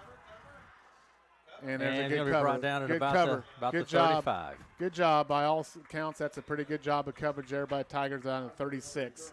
So the Cats have 64 yards to go and 1:47 with 2 seconds to go to try to tie this game. And I think Tigers, you just stay in your base defense here. Probably play a little bit of pass, and you do want to, like we say, try to keep these things in front of you. We saw Osberg. He's got some speed, Aaron. Yes, he does. You know, so he and Aragon both have speed. So it looks like Sifford is back deep for the Tigers along with Myers, and you got corners Hernandez and Bergeron. And here we go. This is one of those in-between type defensive series. You got to get after, but you can't give up anything big. So Gerling takes the snap, looking to pass. Quick out to the right side. It's Osberg. He's going to be brought down, a gain of a yard maybe, and a flag on the play. It's going to be a face mask, I think. And that's unfortunate because the Tigers had it covered, and that's going to be a 15-yard mark off. That hurts. That hurts. That hurts. That hurts. So that's going to move it from the 38 cross into Tiger territory. Just one of those things you just got to be sure that you're not making it easier for them. So that's as good as a 17-yard gain there on the first play for the Cats, and they're now in Tiger territory. Yep, now this ball's on the 48-yard line. 1st and 10 from the 48-yard line. I think the Tigers need to bring up the corner a little bit here. They're playing awfully deep on the side. He's not in run support or pass. Gerling again looking to pass, rolls right, has some pressure. He's going to throw out of bounds. Throws it out of. Careful there not to almost got a roughing the pass. And they are going to call roughing the passer. And that came in really late, Matt. Was there something the Tigers just need to maintain discipline here. And this is going to be another 15-yard mark off against the Tigers. And Tigers are just – the flag was dropped very, very late, Aaron, I will say. Really late. I mean, it was almost like he was debating it. Coach Nordine is out here. And another 15-yard mark off. So the Tigers really shooting themselves in the foot here. Penalties, Matt. Penalties. Discipline. So the Cats are in good position here. 1:34 to go. 2 timeouts left. And Tigers need now to play straight-up hard man-to-man defense here. And they're not in a prevent situation. They're in attack mode here, and they need to be right now defensively. 1st and 10 balls. Then we're going to have – what do we have going on here? Timeout? Timeout, Tigers. 1:34 on the clock. That's where that 2-point conversion by the Tigers was huge down there. You don't want this game to come down to a 2-point conversion try, assuming West Central does punch us in here. But the Tigers have got to they got to really play out defense here. I would say clean, but I think we're back on the 40. You're looking at kind of maybe a little bit of a different defensive perspective now with the field position. You got to attack defensively and get after them. 1:34. Yeah. So we're going to go right down. A great game here, exciting game. Tigers have played a good game. Tigers have played a clean game up here up to this last crucial face mask and a questionable roughing the passer call, and the Cats are now on the 33-yard line. The Tigers. Coach Nordine getting the clarification from the referee on that call. Okay, Matt, looks like we're about ready to go here. Boy, I tell you what, the Cats have taken care of the ball well here all night, but boy, the Tigers could get a turnover here. But here we go, 1st and 10 for the Cats. Gerling takes the shot high, flips it to Naragon. He has some speed. He's going to be brought down by. Yeah, he's able to make that first guy miss, Aaron, and then he just scoots quickly, picks up about 5-6 yards. Ball's on the 28-yard line. Another timeout. I think we have another timeout now. Coach Nordine's burning another timeout here. With 1:25 now, another timeout. We're going to tell you what, we're going to take a quick break with them, and we'll be right back after these messages.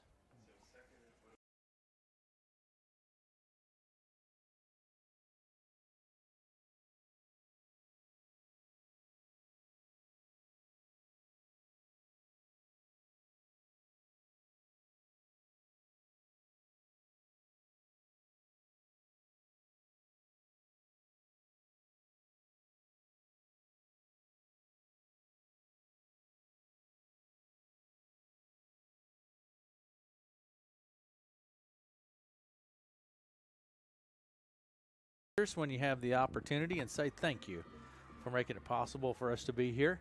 High school football. This one has been it's been a ball game. You've gotten your money's worth It's tonight, been a Aaron. ball game. 30-22 is the score. Red Oak with the lead. West Central Valley led a good portion of the game, most of the game. But they're in West Central now threatening to score here in the last minute of the game.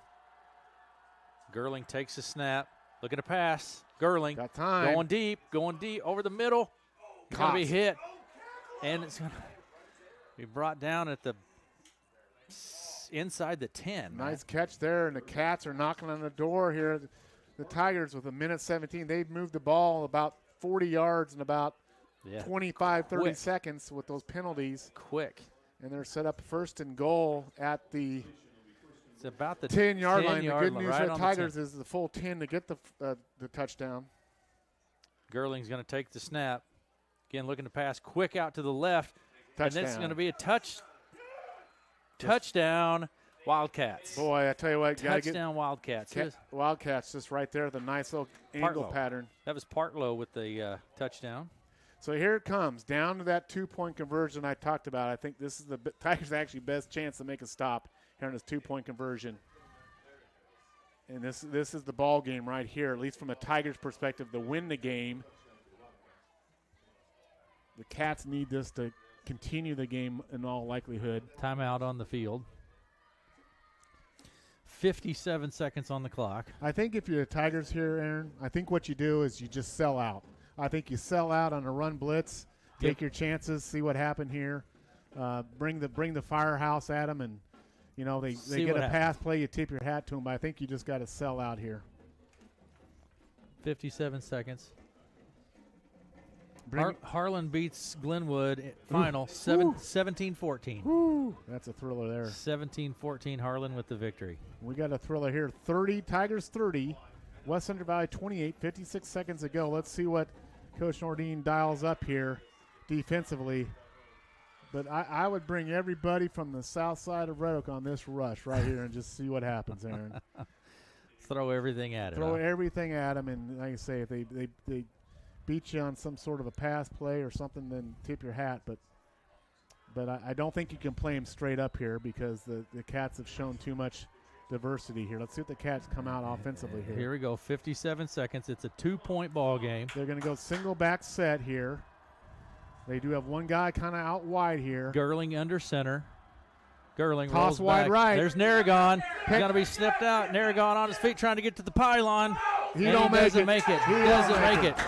Great job there by the Tigers. That big play was by Nolan Perrin. The big guy was chasing him down, Aaron. Couldn't get to him, but he slowed him down to let his teammates get there. And the Tigers make a huge, huge stop. You know this game, if the Tigers can recover this onside kick, it will be decided by 2-point conversions. 57 seconds. Tigers lead by 2, 30-28. Tigers have one more big play they need to negotiate here, and this is the onside kick coming up from West Central Valley. Are you going to be? Are you all right? I have to take a seat here, man. Good Lord! I have to take a seat. I tell you. Good Lord! Lord have mercy. What a ball game! What a ball game! They're partying up at Stadium 34. I tell you what, right now they're hooting and hollering up there. 57 seconds on the clock. It's a 2-point game. Red Oak leads by 2. Tammy Van Meter's up there. Good friend of mine. She's up there serving and making sure everyone gets what they need. Cheering on the Tigers. So here we go. Going to be an onside kick. The ball will be on the right hash for West Central. Tigers are going to come in. There's a lot of options here. You could have the little short pooch kick. That's kind of in the middle of the field. You could have the traditional kind of squib kick up front.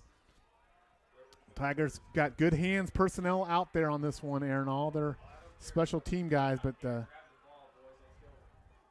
here we go. This is Tigers recover this game, cover this onside kick. Game over. West Central's playing straight up. Looks like they're going to. I think you're going to get a traditional squib here. We got a flag already. Tigers are offsides. Flag on. I think the Tigers are offsides. Have you seen 3 penalties on the kick in a game? I will say that kickoff returns are just so important in the game of high school football. Coverage and returns. It's just these are just critical. They've become so much more important, I think. If you had Tigers had a kicker last year who could really kick it deep in Bond, and that was a huge advantage. So here we go. Here's a kick. Didn't go 10. Didn't go 10. And that will be the ball game. Kick did not go 10 yards. It didn't even go 5 yards. Nope. It's kind of like one of my chip shots on the golf course. It was a flub. I kind of flub it. I want to hit it on the green, but I flubbed it. Huh. 57 seconds. Reminiscent of my golf shot. So here we go, Tigers.